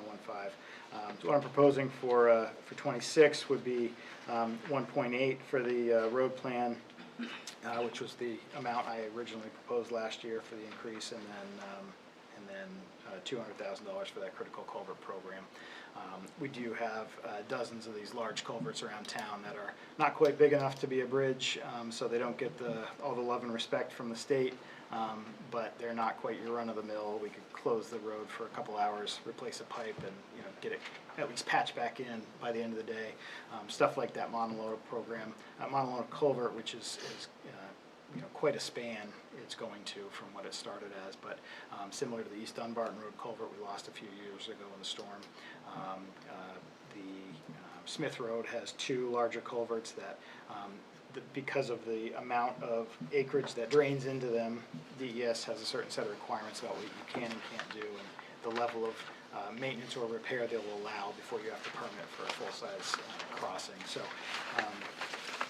the intent there is to have a program where every year we're trying to knock out 2 or 3 of these larger culverts before they tell us that it's time for them to be replaced, and by then it's too late. There's one at the Wattaway that's pretty deep and pretty big, but it's 20 feet down, so we're not quite sure how to handle that one just yet, but that will be on that list. Excuse me, Adam, you got a proposed 2 million, and when you subtract the 25 as proposed, that's 170,000 more. Is that 170, is that attributed to anything in particular? So I've got the increase for the road plan portion to go to 1.8. Is that what you mean? Yeah. So that 2 million is 1.8 million in the road plan, and then 200,000 in the critical culvert program. To go from now to go from 1.15 in the road plan to 1.8, it's double duty. It's to make up. It's me requesting to put back what was there, before last year, but also that initial increase that I proposed last year was due to make up for the inflationary effects that we've seen in the last few years. We were at 1.6 for 5 or 6 years, just flat. We hadn't increased it, but we're starting to see diminishing returns is what we could get done. So I proposed 1.8 to try to offset that. So the goal would be to get back at least to where we were, if not, had some to make up. So. And then, you know, as you know, I don't like to put out lists that just get torn to shreds or thrown online, or I'm hung up by my shoestrings with them, but there are some big ticket type road plan stuff that would be likely to make the top of any list for discussion. As you know, the Ivy Wall streets that were left off when we added back in the Laurel project, so we would definitely want to finish that neighborhood, so that would be probably the #1 priority from a reclaim perspective. I'm getting a lot of solicitation from the Sewer Commission about participating in some rebuilds in Selectman Lemay's neighborhood. Cross Street, Rochambeau are a couple of their next few. Higgins, I think, are the next top 3. Cross Street for us would be the next one that would have to happen because of the way drainage flows in that neighborhood. And they've indicated they'd like to split the cost of that if we would bump it up. We're not quite ready for Cross, but if the money makes sense and if both departments can chip in, maybe it would be a good idea. And then Mass Road, that's going to continue on for a couple more years, trying to phase like we've been doing. At some point, pretty soon, we need to go back and overlay at least the sidewalks in the sections we've done so far. And you can do all that with the 2 million? I can't do everything. I can do a lot of things. The trick is always, you know, what the split is. You know, I think as I'd given the board copies of what I gave the budget committee. They had asked me to come in and give them a presentation sort of about the road plan, how it's constructed, the history of it, and then what does the money mean, I guess, kind of. I'd given them a couple versions, just the 2 extremes of if you spend all this money on reclamation, you get a couple miles of road rebuilt, but then the rest of the town suffers because everything else is aging. And then the other extreme where you put all that money into maintenance, the whole town doesn't, overall age doesn't negatively, or doesn't go in the negative direction, but now you're not rebuilding any streets, so you're getting that political pull from the folks on the rebuilds. So I can certainly gin up a few, versions of spending that money if that's what the board wants to send to budget committee. I can certainly do that to kind of show where, how far it would get. But I think it would help everybody to understand what the intent is for next year. I do too. Because I think that's where a lot of ambiguity gets into, well, we're just gonna cut all the money out. Don't get me started on a road plan. Everybody knows how I feel about that. If you don't keep up with the roads, even the ones that look like they're good, if you don't keep up, maintain them, they become bad roads and then cost you more to fix them, so. So Adam, you mentioned something that was very interesting a second ago, which is like potential to split some maintenance on some of the roads with sewer commission as they're going to repair some of that. yes, so if they have, in the past, when it's worked out, usually timing-wise, if there's a road that's bad enough for us to need to get in on a reclaim project, which usually almost always involves drainage of some kind, and the sewer commission for a long time had, every single year, they had a few areas where they were fully replacing the sewer main. They've had some turnover with the commission, so they've gone away from every single year having one of these projects. They're starting to get back into that mode where they're going to do that. So if they're going to have a street half torn up for sewer main, either replacement or installation, I don't think there's many left to expand, but rather than have them do all that work, the street's half now patched.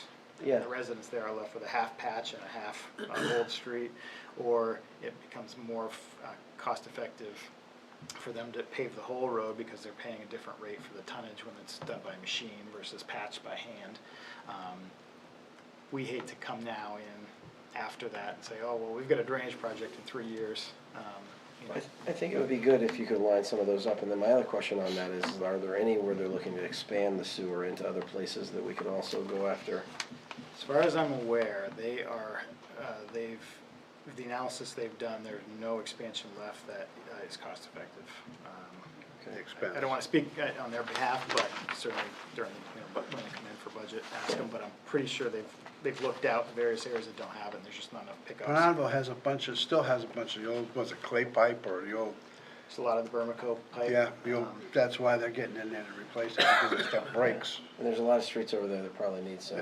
Well, then, and they've done this in the past, they've always worked together with sewer. We try to get good. Lately, the problem has been, with that mindset shift on their end, they kind of got out of cycle with us. And then the streets that we have near the top of the list, we'd be jumping over some of them to line up with sewer. If they are now hot to trot to do Cross or Higgins or Rochambeau, we're not quite there yet on those. And so it would require saying, hey, I'm sorry, But if it extends the dollar out further, allows you to get more streets. sometimes. It still requires a pretty good outlay. So it's not as expensive, but the decision maker usually is you're paying a contractor for sewer. Sewer doesn't have their foreman can operate, but he doesn't do their equipment excavation. So they hire a contractor to do it. So if it's a sewer project, we're now paying the premium of a contractor. So for us, it's not a huge savings to pay sewer's contractor to do our drain lines versus when we can do them, we can do it more cheaply. The offsetting cost of asphalt, yes, but then you're paying more for drainage, so it doesn't save the town side a lot of money. It saves sewer quite a bit on their project cost. Right, which but saves maybe this is where you ratepayers. get creative and come back with a list, I think is what I'm saying to you. I mean, Yeah, meaning, I think like they've always worked together, so I mean, if you gotta have sewer, say, hey, not this year, but maybe next year, and then you can meet in the middle type thing, that would work, but so it's a short list. sewer's their It's- own thing, so. Sewer's got their, 3 or 4 left that they wanna do. It's just a matter of, do you want me to spend more money for those to pay sewer to do them versus having us do them? You know what I mean? And then get the phone calls, my street's a lot worse than that street, and Right. Yeah. Right. And I see it both ways, because from a resident's perspective, sorry, Mark, I'll call, let's say Rochambeau's on the list, sewer says, we're gonna do a sewer project. Mark can either have a patch, a third of the road will be patched until DPW gets there to do the whole road. Or I can participate for premium, and Mark will get a new road out of the deal. Presuming that cross-street connection's already done. Is it in the town's best interest for me to spend more money to do it now for that street's residents? It's definitely the street's benefit, but town-wide, is it? Yeah, I don't think that's for debate now, I think the list, I Right. think, is what's important. A list, sorry, like a list meaning, What you're planning on doing or the options that are available for so, the money. not talking sewer though, just talking DPWs. DPW, however you get there, and the explanation, so that way the budget committee understands it. Alright, so I'll give you, similar to how we did preseason, give you a list of if 2 million is the, or if 1.8 is the deal, how I'd spend it. Yep. Alright. So that's everything I think I've had. Oh, and then at the end, I just kinda gave everybody a new version of our general info for, just so you have copies of it handy whenever you need them.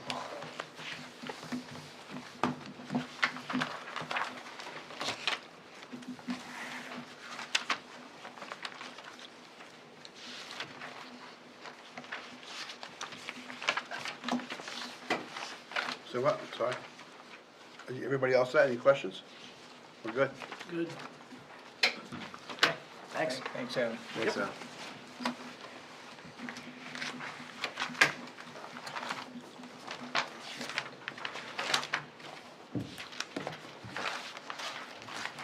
Next up is the fire department.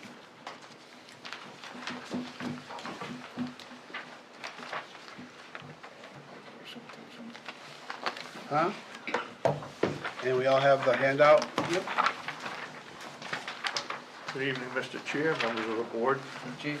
I have a guest speaker for you tonight, Deputy Chief Selleck. We've worked together on the budget, and he'll be presenting to you this evening.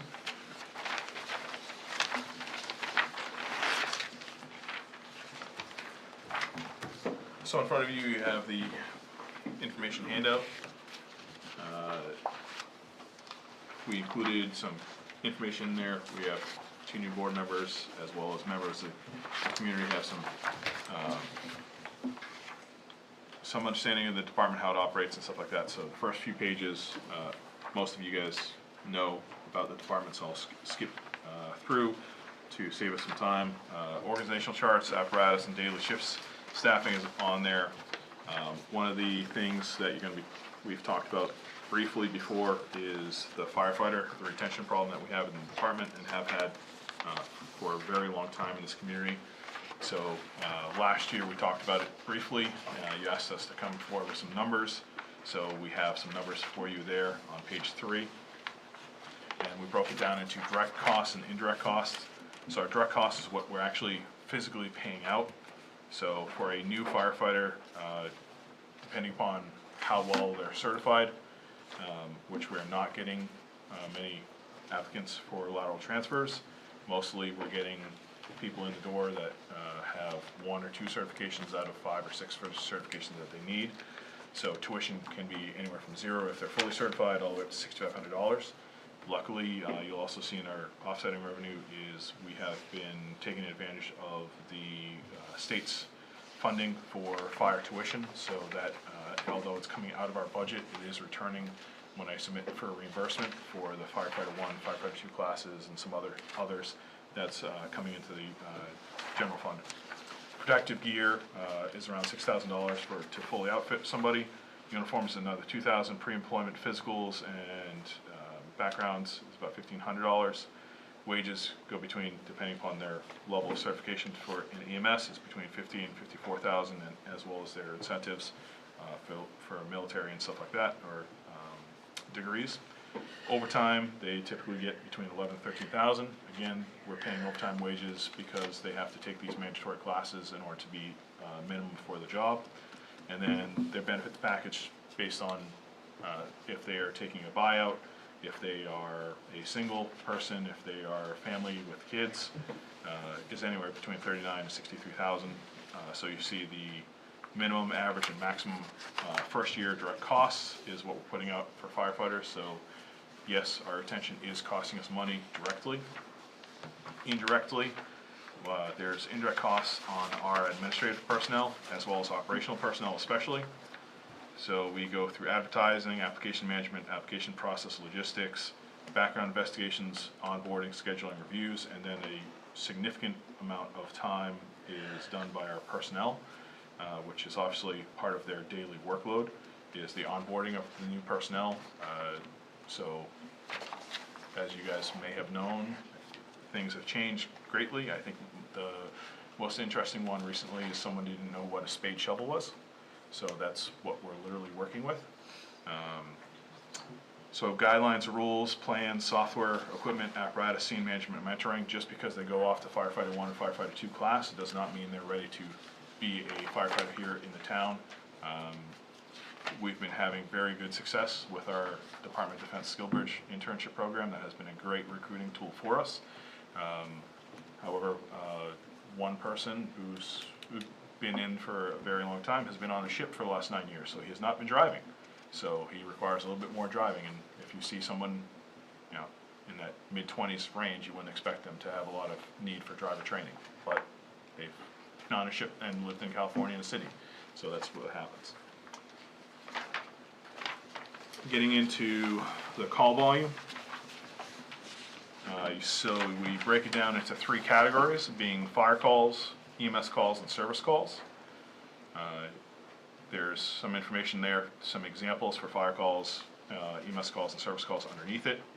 But basically what you're seeing is our volume is slowly increasing, very similar to our population. In 2024, the calendar year 2024, 68% was EMS, 23% was fire, and 8% was service. You'll see in the yellow line here is of note is that Captain Lavoie and the Fire Prevention Office has been doing a phenomenal job helping us with long arm and short arm decreases by putting in a program. So we're going out for those calls less. So that has significantly helped us and kept people in training and kept people in stations where they need to be so they can take the appropriate apparatus. So fire and EMS calls for service continue to increase. The new listed agent program, like I was talking about, has decreased calls for service. Fire and EMS calls appear to be growing proportionately with community population. One thing that we did talk about before last year, especially with the budget committee, is how does time of day affect the call volume and then need for resources. 74% of our calls are between 8 AM and 8 PM. Obviously, people are up, working, commuting, going out to the grocery store, going to their work, that type of stuff, so that obviously is our call volume. One thing of note that I want to make sure that you do understand is our bad calls, when stuff goes bad, those structure fires, when we have to go rescue people, you can see the difference here is 26% of fires between 8 AM and 8 PM are multiple alarm fires, and it grows between 8 PM and 8 AM up to 41%. That's when we have to, because obviously we are fighting time. Everything we do, fire and EMS, we're always fighting time. And if someone doesn't have a fire alarm system that's monitored by another company, it just delays the time, the fire gets bigger, the problem gets worse, people are asleep, they're not able to rescue themselves. So that becomes much more manpower intensive, so we need additional resources when time is delayed and people are in need of rescue. So that breaks that down. On the EMS calls, that's the projected for this year, 2025? So yeah, so 2025, the stats I'm providing you today, where it says the year-to-date there, is, so for the projecting there, you can see the asterisks there. In 2025, what I took was the year-to-date calendar to date, beginning of today at 8 AM, and then I took that difference for the remainder of the calls from last year and just put that in. So I didn't manipulate it at all, just literally took that in. So if we get the exact same amount of calls between now and the end of the year that we had last year, this is where we're gonna be for the projection. So our fire calls is gonna be pretty much on par, really close, but you'll see that continual increase in EMS calls. And we're starting to see that, and I know, obviously, we're gonna talk about the budget here later on, but the impact of everything going up, prices, and then I believe this stat came out from the state. In 2026, the state of New Hampshire, for the first time, is supposed to have more people over 65 than under 18. Obviously, EMS volume goes along with that. So we're starting to see it. projecting maybe an additional 200 calls? I think, next yeah, year? a little under that, probably around 120, 150, I'm thinking, but. Is yeah, that it'll still be an increase. mainly from our largest caller? So, so we were able to work with the fraud unit. We have that one individual that was always in our top 3 for a location, is no longer in the community. So that should reduce. What about over at the county? The county has pretty much remained steady. We have worked with them. They were successful in getting a private ambulance contract, Yeah. which has helped with that. Again, they've been working on the infrastructure, so they've been slowly changing out their HVAC system. So the last 2 years, I believe it is, they haven't been at full population, and that project completes next year, I believe. So they'll be going back up, so I expect to see a small bump in that, but we work very closely with them to monitor those numbers and to make sure that we're only taking the emergent level calls. Other calls that still have to go to the emergency department but don't necessarily require the need.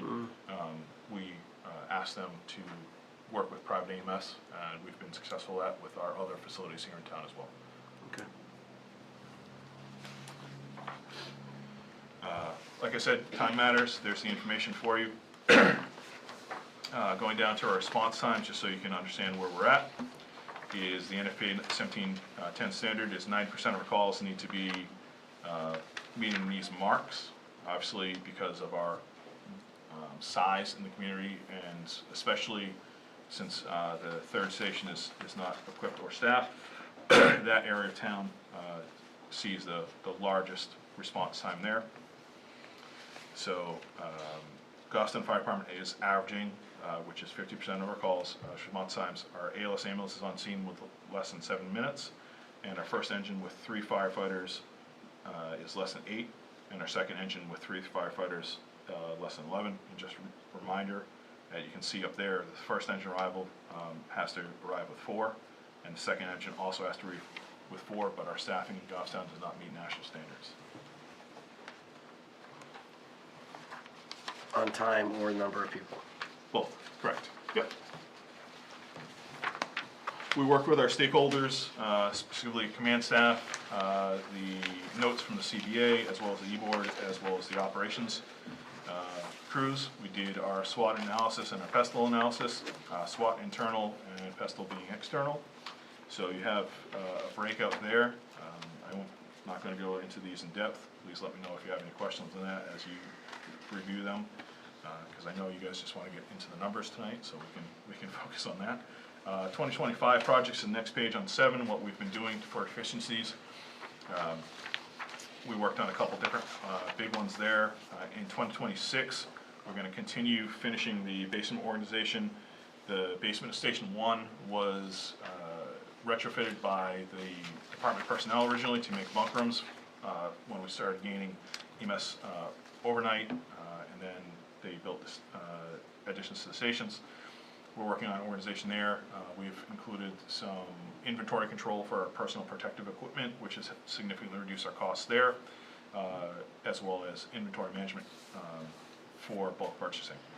And then Station 2, the chief's been working on an HVAC study for that, and looking to do a needs assessment on that to see what else needs to get done there. Equipment, personal protective equipment, we're looking to replace expired equipment with PFOA-free equipment, which is extremely important for the firefighters to prevent any cancer. Cancer rate in the fire service, depending upon which literature you look at, is between 1 in 3 and 1 in 4. So that's extremely important. You'll see here in a minute where we have regularly budgeted to replace 5 sets of turnout gear. Now turnout gear is available in the PFOA-free form. We're asking to increase that next year from 5 to 10. For apparatus, next year in the CIP, which we're going to go over here in a second, is the Car 2 replacement, which was put off. It was supposed to be replaced last year, so we're looking at replacing that this year. The old boat that we have, and then one of the fire engines. Then you'll see training, infrastructure, and props, and then grant preparation, and then we're also just new to this is we are working with New Hampshire Department of Homeland, Health and Human Services and New Hampshire Bureau of EMS to hopefully get our EMS tuition funded. Hopefully we'll find out about that November 7th at the state level. It's not a community grant, but we're actively working with our regional state partners to secure fundings for that.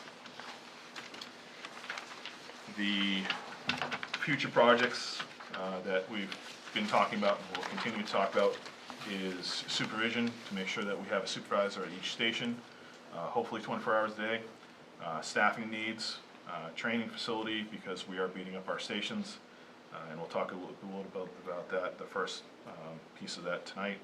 Station 2 renovations, and then just looking for direction for what we're going to do, wind up with doing Station 3.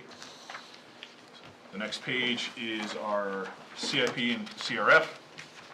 So just a reminder that we're looking to do a $350,000 deposit into the capital reserve fund. Withdrawals this year, we're looking at the $82,000 for replacement of the command car and $20,000 for the boat, and then we also have the engine as well. That the matrix here has not changed. The only thing that has changed, which I know the chief has talked to you at length before, is the time it turns to turn around an engine. So if we, hopefully we do get approved to place an order for a new engine in 2026, we are currently being told it's going to take 4 years to build.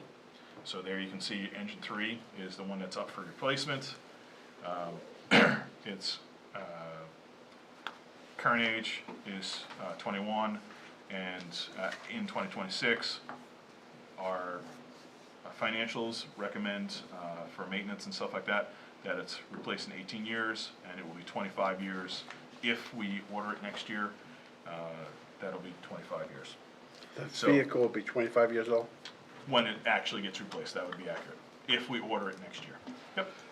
And you'd be 30, that would be, What's that? that would be 2030 before we'd see it. Correct. Yep.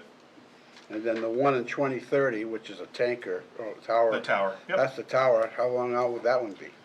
So Portsmouth just ordered a very similar to one that we had, and that cost them $2.5 million and is 5-year build time. That was just out there. And luckily the politicians are working on this hard now. there's been some good hearings starting, because as we know, Wall Street has taken over the fire apparatus. And we're dealing with the best that we can, unfortunately.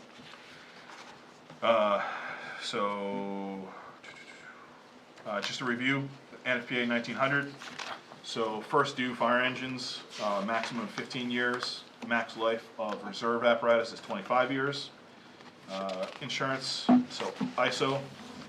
I know people have talked about this in various board meetings as well as budget, so I just want to make sure you guys had that information in front of you. So points is how your insurance rates are calculated in most insurance companies. So if we have an apparatus that's over 15 years, we start to lose points for that, which obviously increase your insurance rates. And then in the community, if we have any buildings that are 5 or more buildings that are 32 feet in height, basically 3 stories, the insurance requires an aerial, so that's why we have the tower, as well as for other reasons. Town insurance, Danielle, if no one knows this, she did a phenomenal job. Our insurance company tried to set our max replacement this year at 15 years, which would be a significant hit to us. But she did a lot of good work there, and we were able to keep it at 20. But just a reminder, any of our apparatus that are over 20 years old, if it is in a catastrophic incident, we do not get replacement value for that. That refers to the full replacement value of it. They capped it at 15, but we got them to go back up to 20,000. I mean, 20 years. If the vehicle's 20 years old or more and it's in major accident, we don't get any You replacement? get You get a depreciation. How many, do we have a lot of vehicles in that category? You can see them right here. So we have one currently, an engine at 21, the tower is at 16, and then you have a boat at 20. But your replacement age, you're going to have, all of our engines are going to be over that. They're all going to be over 20 years old. And then once you get beyond that 10 to 15 years old, the engine, these can only remain in service if they're passing a test every year. So the pumps, they have to pass every year. The aerial has to pass its test every year. It gets much harder to do. Again, it's based on usage, as well as in the north we have this lovely stuff called salt, which wreaks havoc on all of our apparatus too. But really, like Derek was talking about, is once we get beyond the 15 or 20 year piece, the value of that apparatus is minimal, just because it's not going to pass tests. Thank you. There was also some questions last year about our incident responses, how often these units go out. So I provided a graph there for you with the numbers on that, so you have that. That is to today's date. So you can see our ambulances, our ambulance 2 out of Bernardville has gone on 911 calls. And then also MU2, the busiest engine out of that district, is 580. And obviously that district is just the busiest because of the population density in Bernardville versus the village. Forestry's gone on 1 call. Forestry. That's why there's a fire ban. No, that must have, I'll look at that, Pete. I would guess it's probably gonna be around more 20 or 30, but let me double check that. I'll get back one. Okay. That could be an oversight on that one. It just may not have switched in between the forms. Then our last page is getting into the meat and potatoes of the budget. So I know we were looking at the budget there. So the biggest increase, Derek, you wanted to talk about the wages and benefit changes? Yeah, so I think there was one thing in my overview memo last week that kind of had a percentage increase. One of the things that we didn't look at, that didn't include the appropriation that was in the special article. Typically, we transfer that in, so that was, that percentage that you saw on the second page was a little bit high, because again, we had a special article for the CBA that we transfer into the department. So it what you're didn't- saying is that it wasn't- special article inflated that number? By not including it in the department's budget, it inflated the percentage increase in 2026. Right. That you saw last week. So still 83% of our budget, for operational budget, is personnel, wages, and benefits. So the increases, you can see here, I line item them out for you. Just really as a 30,000-foot view, we heard the taxpayers loud and clear. We understand that they really want to stay away from any increases as we possibly can. The only two new items here is a door prop to train firefighters on how to open a door if it's jammed or locked, and then a preventative maintenance plan for a generator. Those are the only two new things. Everything else is keeping exactly what we have, replacing it, maintaining it, all that type of stuff. Why is there a cost of $8,000 in fleet maintenance? Is there something in particular that, So fleet cost maintenance increase, we see 8,628 there, and that's based, we're using a 3-year maintenance cost. So like last year, car 2, we had to replace 3 panels, so obviously that's gonna increase that average, but we don't wanna use just what we spent last year because that's not really fair. So we like to use the average. So I can bring up some examples for you, but like Adam was saying, we are seeing a significant increase in everything that we're purchasing as well as fixing.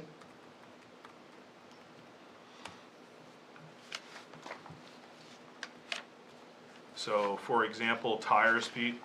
we've got a certain line for tires, that's a different line. Yep, so that's just, but for example, like, because getting these pumps fixed, you guys obviously know about the tower, getting other things fixed on it, it's just costing us more.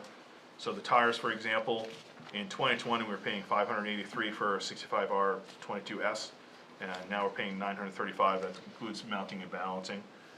So that's a 38% increase. Portable batteries went from 123 to 189, that's a 35% increase. Hose, 4-inch hose went from 495 to 921. Was that fleet maintenance? No. You want specific fleet maintenance? Well, I mean, the fleet maintenance line I'm looking at is $8,020. Yep, and it's just because of our fleet is getting older, it requires more maintenance, and then the maintenance that we're doing is increasing. Okay. Yep. We still using DPW for a lot of our maintenance? Yes, and they save us a lot of money. We really appreciate the amount of work that goes into it. Sometimes it takes a little bit to get it in, but. So this isn't just something Adam's charging you more money on? No, I don't see that. I wasn't supposed to say anything, I'm sorry, Adam. In general, you're seeing a lot of inflation across the board. Yeah, so across the board, I mean, we're pretty much, I think I gave the stat to you earlier, is we're seeing about a 34% increase in 5 years in our costs. And that's not changing, going from a grade B to a grade A. That is like staying with a grade B, staying with a grade B, and we're seeing about that 34% increase across all of our supplies. So that's why we're trying to keep this down as much as absolutely possible. You can see there. Yeah, we're just trying to keep this as close as absolutely possible. One of the things that you will see in here under SCBA repair costs is 15 SCBA masks, and because those are expiring. We have to replace them. So one of the things that we did this year was we kept maintenance down as much as we possibly could, and we did replace some of them. So we actually have more than 15 that need to get replaced. We replaced some of them at the end of this year. So you'll see some of these sub lines don't equal that main one. It's because we've trying to cut down as much as we possibly can and really focusing on bulk purchasing whenever we can. The other thing that we've done is, because some things are going up so much, that, for example, in PPE, our boots, for example, so the structural boots that we wear in 2020, we were paying $409. The same identical manufacturer and boot model is now $642. So what we did this past year was we went ahead and looked at a bunch of different ones that still meet the standard. We found one for 385 that the crews like, that meets the standard, then we're now going with. So while it was a 36% increase, if we were to stay with the same manufacturer, we're actually having 40% savings by doing that. And because of the significant increase in hose costs, we're doing the exact same thing right now with hose. We just had another manufacturer in, so we're looking at switching over from one brand to another brand to do that. But obviously we want to make sure that we're keeping all that type of stuff. The other thing is that you'll see is the fire hydrants. We don't have control over that. For example, the village in 2020 charges $500 per hydrant. We're now getting $550. Grassmere was $425. That's now up to $550. And Manchester went from $659 to $880. So those are costs we just can't control. Any questions on the budget increases? That increases in the hydrant was just this year, current year. Between 20 and 25. Okay, what is it now, though? I mean, what are you paying for this year versus next year? Do you know yet? I can, I mean, we're talking about budget increases Is that from just for 24 access to and water? 25. Huh? Is that what we're paying, access for the water? We're paying for hydrant rates, no? rentals, yep. Hydrant rentals. So we don't own the hydrants, but they're also, I'm not responsible for. For maintaining them? So Correct. the hydrants and wet and dry and the cisterns is going from 228 to, there's about a 1.5% increase in it, so 228 to 232.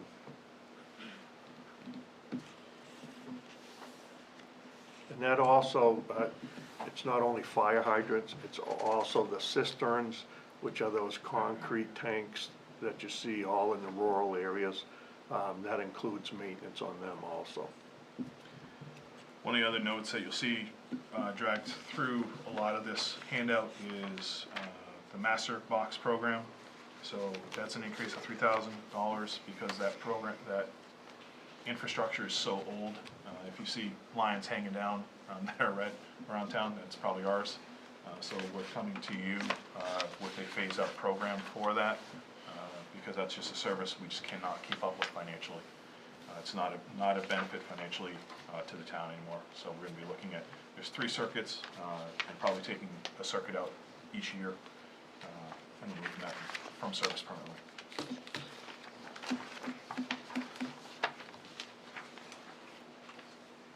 So the fire hydrants and cistern increased. I want to get back to that just Yep. because I was concerned.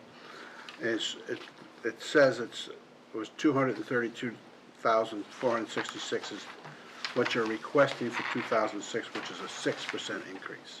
So I'm That showing. answers the question that I had. How much was it from 25 to 26? Yeah, I have that. It's a in front of me right now. 6% increase.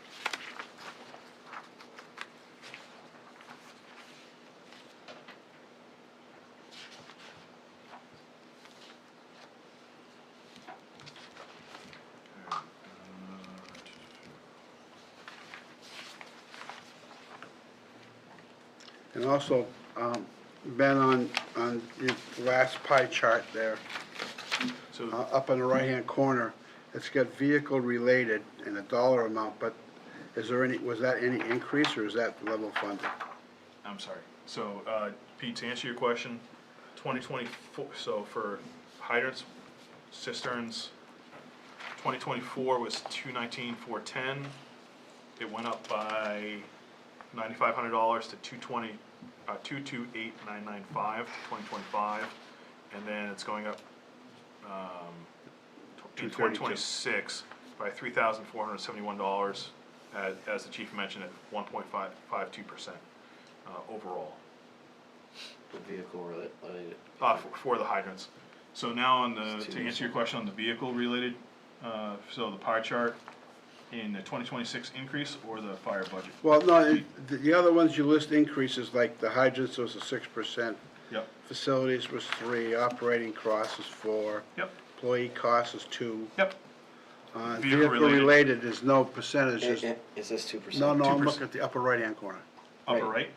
That's our just budget. That's our total budget. Yeah. There on the right. So the Is vehicle. that but there's no Oh, increase? there's no percentage there. Right. I don't think it printed. Let me. probably closer to like 2.2. 2 point, you think? Yeah, because employee cost is at almost 90,000, that's 100,000, that's about 10% more, so I would say it's about 2.2% of the total budget.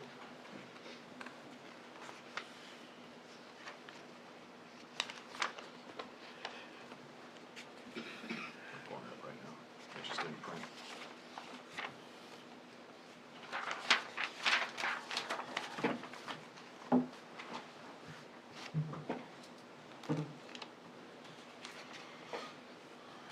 Because on the big pie chart, it says 2%.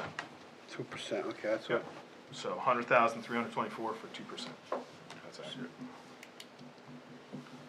So of our 2026 operating budget, vehicle related is 2% of our budget.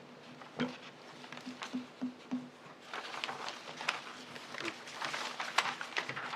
anything else?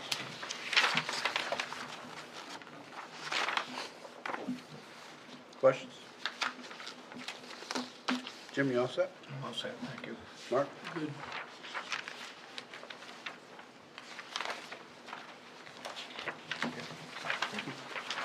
I guess that's it, guys, thank you. Thank you. Thank you. Thanks, guys. Next up is the library.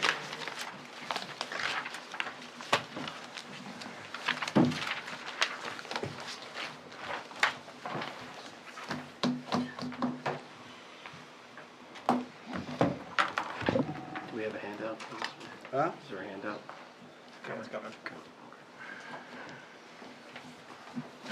Good evening, everyone. Diana's just passing around a handout for you to have while we discuss it.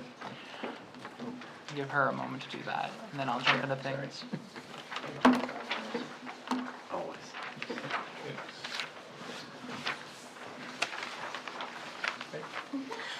My name is Jordan Willow Evans. I am the Vice Chair of the Library Board of Trustees. I am joined by Diane Hathaway. She is our Library Director. We'll be going over our 2026 budget for this year. Before we jump into that, I would like to just discuss a few, I would say, humanitarian aspects of the budget. I know everyone here has been hearing numbers for the last hour and in previous meetings as well, but I want to give the numbers of our budget some context because, as you'll see in your papers, our budget hasn't increased terribly. It is proportionate to what the rest of the town is doing. We're looking at a 5.52% increase, which is $52,604, equaling $4,896. I want to just approach that number right now because, to give you context, there's a lot that goes into it. And everything I'll be discussing right now is something that you can find on the town website on the library's page, and that goes for everyone watching at home as well if they want to follow along. But what I'm talking about is this sheet right here, which I think gives a lot of context to what that amount of money will actually get you. Because as Diane will explain in a little bit, most of our costs come from staffing and associated benefits, things that are incredibly hard to address and seem to be affecting every board. As for the things that aren't those, we have been extremely prudent with our money and trying to budget it accordingly. So to give you an idea of what that actually looks like, year to date, and of course when I say year to date here, I'm actually referring to just August because we have not been able to get the most updated numbers for tonight. But as of August, the Goffstown Public Library has serviced 6,972 of its cardholders for a total of 68,139 checkouts. That has amounted to 663 museum passes borrowed, 28,583 total visitors, 1,493 public computer sessions, and 5,333 reference questions answered by the library staff. We've put on 413 programs this year, which have brought in 8,242 people, and 21,585 have visited our website. We've been able to do all of this, which is the budget that we had last year. We have done everything we could to present another budget completely aware of our financial reality, but still trying to deliver services to our patrons, who, as you can see, are very, very involved with the library and understand its role in the community. So, with that said, I want to pass this on to Diane so she can start discussing what some of this actually looks like and how we've managed to keep our budget as close to where it was last year as we could. So, Diane. Thank you, Jordan. Good evening, everybody. If you go to the first page after your infographic, I'll run through some of the costs that we're seeing right now. The library employs 6 full-time staff members, 6 part-time staff members. We're open 51 hours per week, Monday through Saturday. We do provide some online programming Thursday evenings when we're not open to the public. Employee costs are the main drivers in our budget, and it's not unique for public libraries. For our regular wages, full-time, that is for 6 full-time employees, 3 of those employees are exempt. The increase is there. This is based on annual step increases and a 3.3% market adjustment that was added for all departments. The new director start date is scheduled to be February 23rd, so that's also been budgeted in there, the costs related to a new library director. For our part-time staff, 6 part-time employees, we have 1 person who functions as a substitute when we're shorthanded. Also, annual step increases in a 3.3% market adjustment. We've not included any additional staff hours. It's the same staff we've had for many years. Longevity pay was reduced basically because I'll be gone and there won't be as many long-term employees.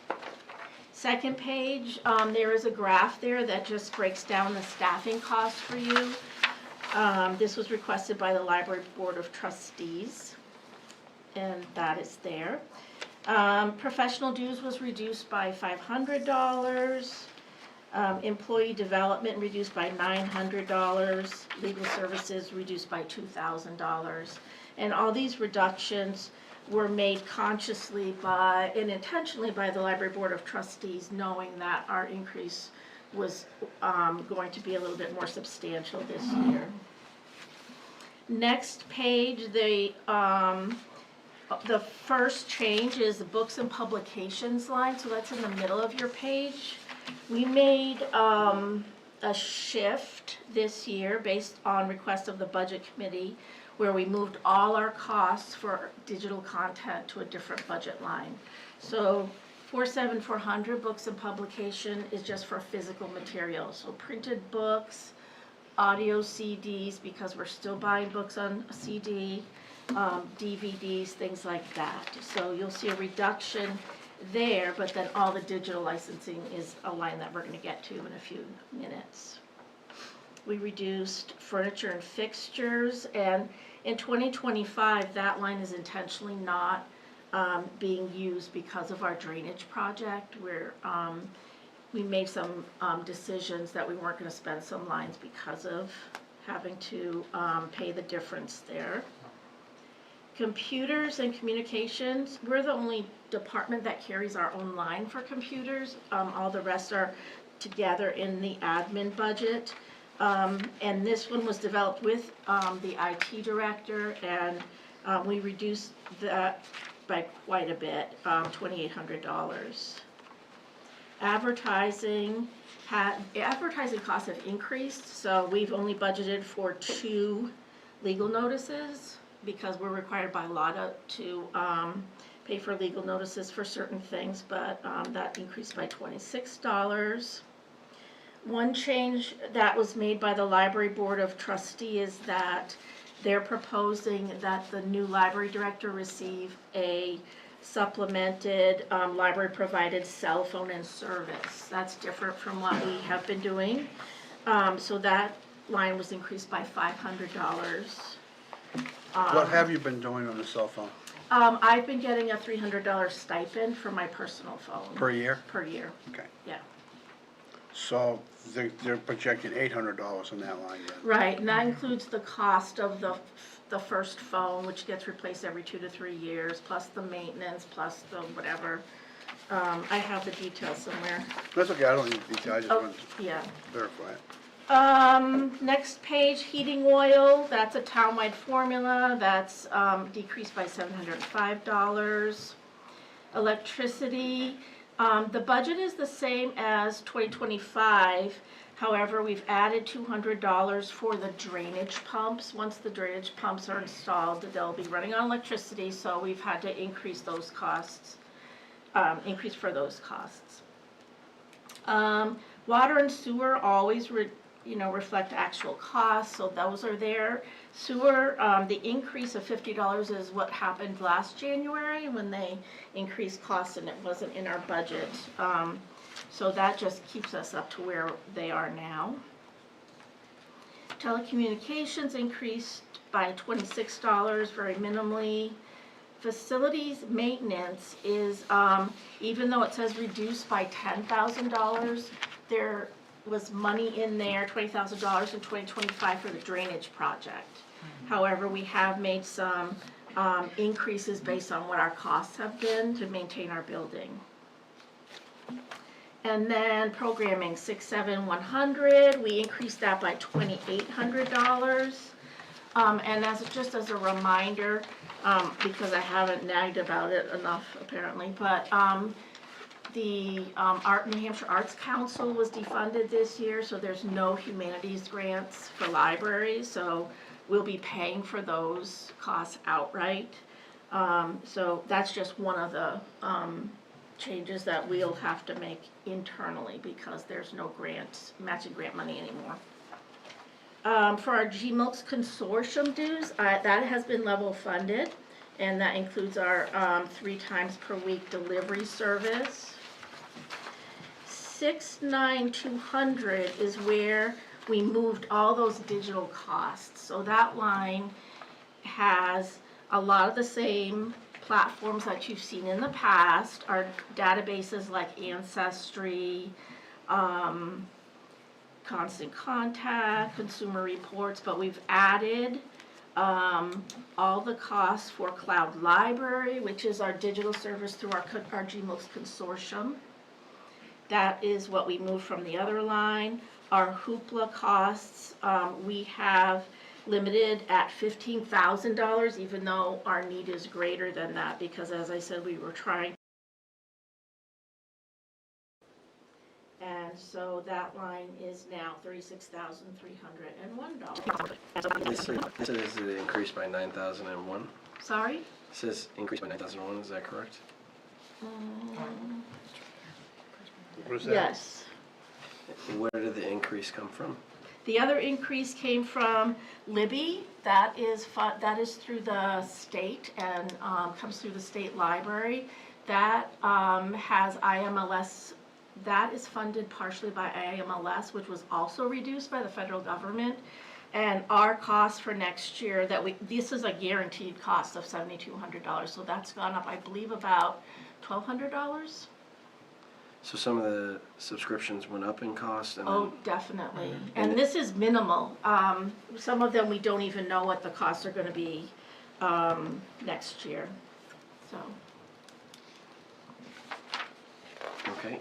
And then you have another graph that shows our other expenses, so you can see what the breakdown is of the rest of those lines. With the- Josh, go ahead.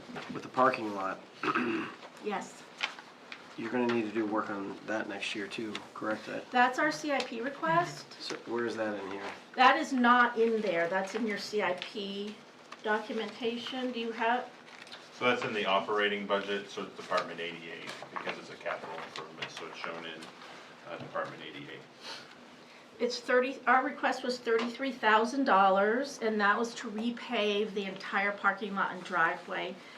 The recommendation is not to repave the same year that the pumps are installed, because they wanna make sure they work, they wanna make sure there's nothing wrong that they'd have to dig up again, so, it's, scheduled for a year later if funding is appropriated. So the CIP is in 2026? Yes, Okay, 433 for that. yes.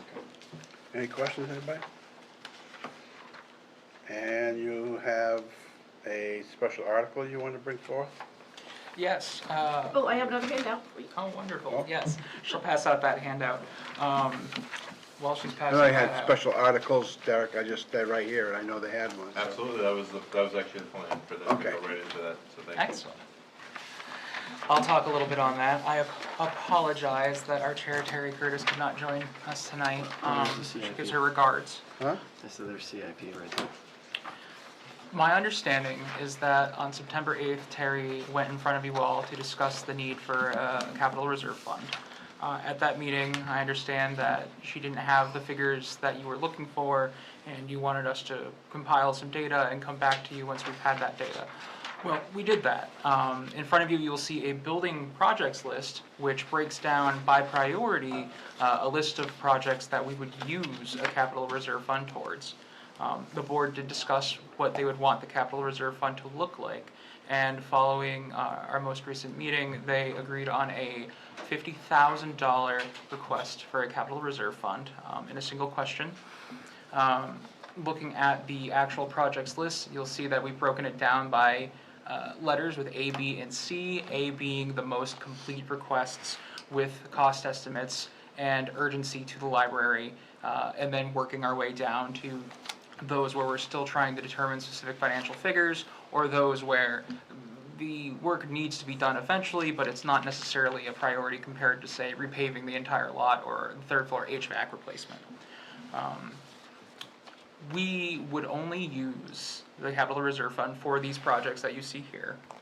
We would address them one at a time. Due to the sizing constraints of the library, we would not be able to do multiple projects. And with each project, we would likely have to close the library while it's happening. So it would be working our way down through the list. We understand that people are particular about budgets this year, as everyone is, and we want to assure the board that with the $50,000, that amounts to just pennies per thousands in town. So we are aware of what that would look like.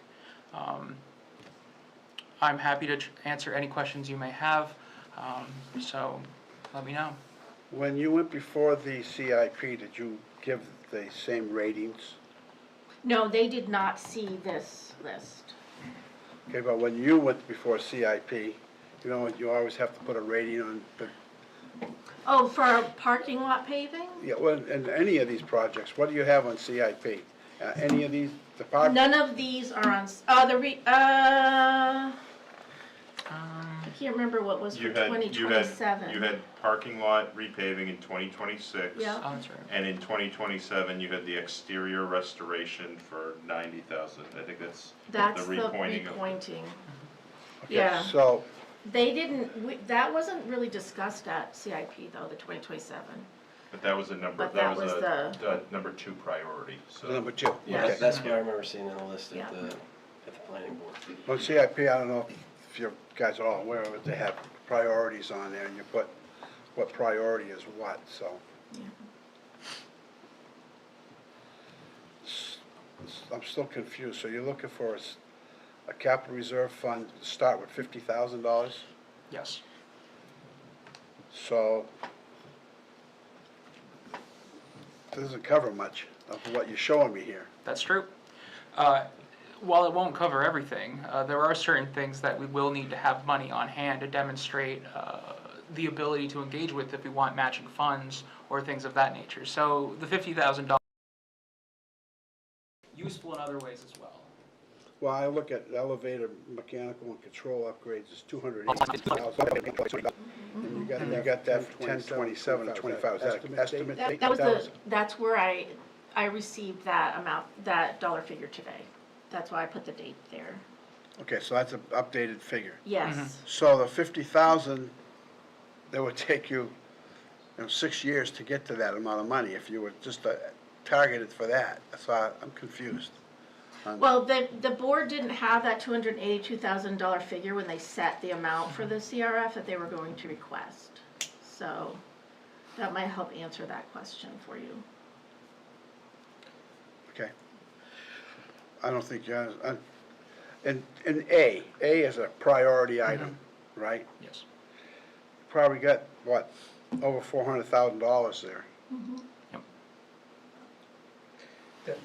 Does the fund help you fundraise? Is that what you were alluding to before? you Yes. said? If you have some funds, sometimes it's easier to get grants, you get matching monies. It Okay. demonstrates a commitment. So for that alone, it's worth, there's value to that. That's, Yeah. was the decision. Yeah. There are other benefits to it like that. It shows a sign of community Huh? support. I was gonna say, you had the same problem on the bridge. Basically, we didn't have any money set aside for it, so you couldn't get a TAP grant. That was one of the questions that the LCHIP site team asked us, what it looked like for the town committee money for future projects. That was point blank asked. Because if there's no commitment from the town, then they're like, why are we gonna put money up? I understand that, but that was never a commitment from the town of Ridge, so this is something I different. know, This is a but I real, mean, it's the same this is a real- principle though, Peter, like if they I- have money there, then they can use it against believe me, I've grants. been through enough of Yeah. the grant funding, and I think it's getting For so 20 years. competitive that, you know, they're looking at so many different, they're looking at commitment, they're looking at, I mean, when we had our LCHIP site visit, they were asking questions that we weren't prepared for, basically, because it seemed outside the realm of what the project was, but for them, if they're gonna give away their money, they wanna make sure that it's gonna be used in the best way possible. so, you get the 50,000, right? That doesn't mean you're gonna follow this schedule. That's up to the Yeah. board. My understanding is that that is how it'll follow the schedule. Of course, I mean, judging by the fact that the elevator mechanical and control upgrade comes in at the price that it does, we may have to move on to the next item in priority. That's part of Class A, but that is how we would approach it. Right, okay.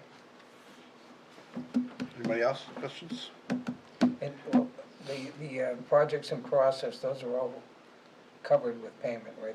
Yeah, those are the ones that set. are happening this year. Okay, we already went through the money for that. Right, Okay. exactly, and, you know, the window, restoration is half L-chip if we receive the grant, because that hasn't been decided yet, and then 50% from the foundation, they've been fundraising actively for that match.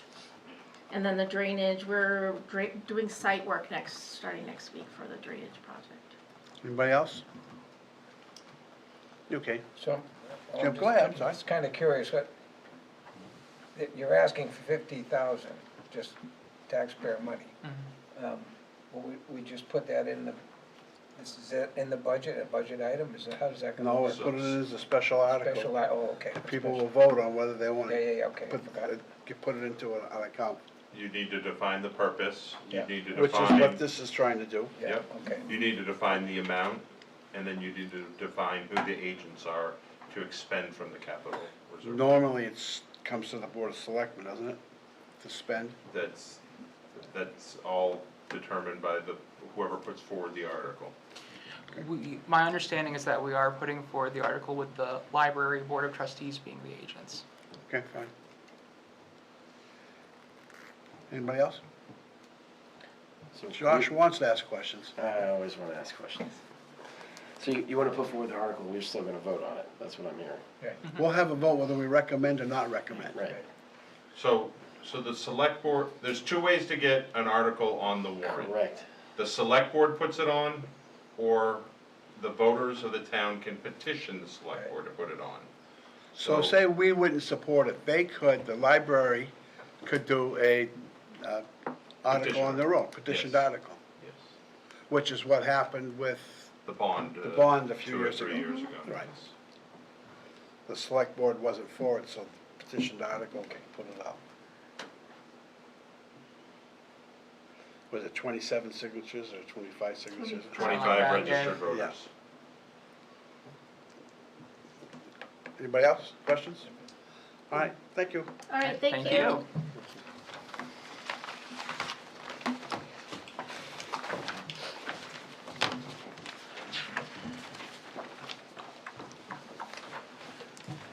Did you want to take up the discussions on this tonight, or?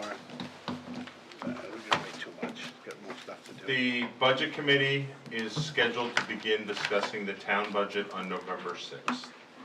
We have a meeting next Monday, which is the 3rd. So if you are not gonna discuss this evening, I guess the question we would have for you is what additional information does the board need to deliberate, modify, and pass along a budget to the budget committee?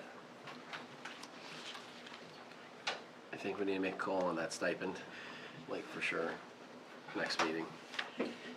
I think we all, I think we all should be prepared next Monday, the 3rd, to put a number to it. Is that fair? For the stipend, yes. Not just the stipend, but the budget, to go forward to the budget committee. Absolutely, otherwise what you would be doing is asking the budget committee to skip their meeting on the 6th, and you would be working on it again on the 10th and bringing it forward. So do we have enough information? If we don't, we need to ask it this week, so we're ready on Monday to make a decision on the budget. And see, you know, who's gonna give it up? Adam's gonna give it up, or, you know. Is that fair? Does that sound all right? To have Adam give it up? I agree. Yeah. All right, so we'll do that. We already did old business, we did the action matrix. Is anybody here for public comment? Seeing none, and do we have a non-public? We do not have non-public. I guess I would just encourage the select board, if you have questions about department's budget, please feel free to reach out to the department heads. If there's general information that the board needs, please let us know as Yep. soon as possible, so that we can get that information to you. So Derek, just for clarity, pretty much all of the increases that we've done in wages, those are pretty much locked in stone, right? So- They're not, they're what has been proposed for, so there's gonna be two different sets of wages that are in the budget. They're contractual because of CBAs, those have been previously approved by voters at town meeting, those increases, so they go into our default budget. Department heads have proposed an adjustment to the matrix of 3.3%, as well as step for those eligible. And then, in the past, we had put those as a July 1st increase, but because of recent legislation on the state level, we moved those to January 1st. So that the true cost of those raises goes forward as part of the operating budget. But those are not locked, those again are they're I guess the department head's recommendation. So there's been a proposal of 3% across the board. 3.3% for the matrix, yes. Okay. And then individuals that they're saying are available to be stepped up. Yes. Is that a promotion that they're doing, or is it just based on the year? That's just based on years, Correct. Or performance. or performance. Well, yeah, library does it a little bit different than, So library does it on performance, yes. which I think basically everybody should be doing based on. So they do need to have a favorable, performance review to be eligible for their step. But it's a fixed increase, between steps. It's not a range. At one point, probably about 10 years ago, the town did have a merit system where I think it was, and we did try that for a couple of the, I think it was for a couple of the CBAs. Yeah, that was a lot of work. We tried a merit-based, like performance-based approach before, We did probably about 10 years ago. and what happened in that? It was, I wasn't the town administrator at the time, but it's my understanding it was difficult to administer. It may have only been in CBAs and not for non-union, don't specifically recall, but we I could. don't recall either, but it became, some people thought it was like a personality thing, instead of, you know, factual, instead of like, I've been here this long, I haven't done anything wrong, you know, one person gets it, another person doesn't, it was just, and maybe it wasn't that way, but it had the, you know, the look. Okay. I'd put you'd like to use that, I like to use a book, go right through it, and No, it's just interesting, so we're giving a 3% and we're stepping people at the same time. you don't necessarily have to give a 3%, that's being recommended. I don't know if that's what COLA was, I'd have to look at it. That was COLA from August of 2025 for the prior year. So we got the data in August 2023. The first year that it was implemented, we did a matrix adjustment based on the August CPI. We once again looked at the August CPI for Northeast, it was 3.3%, so that's where that number came from. Salaried personnel took a little decrease. I think that was just like a minus. He's talking about you again, Adam. Anything else, guys? No. Motion? Adjourn. Second. Motion by Mark, seconded by Jim, all in favor? Aye. Opposed, abstained, motion carries.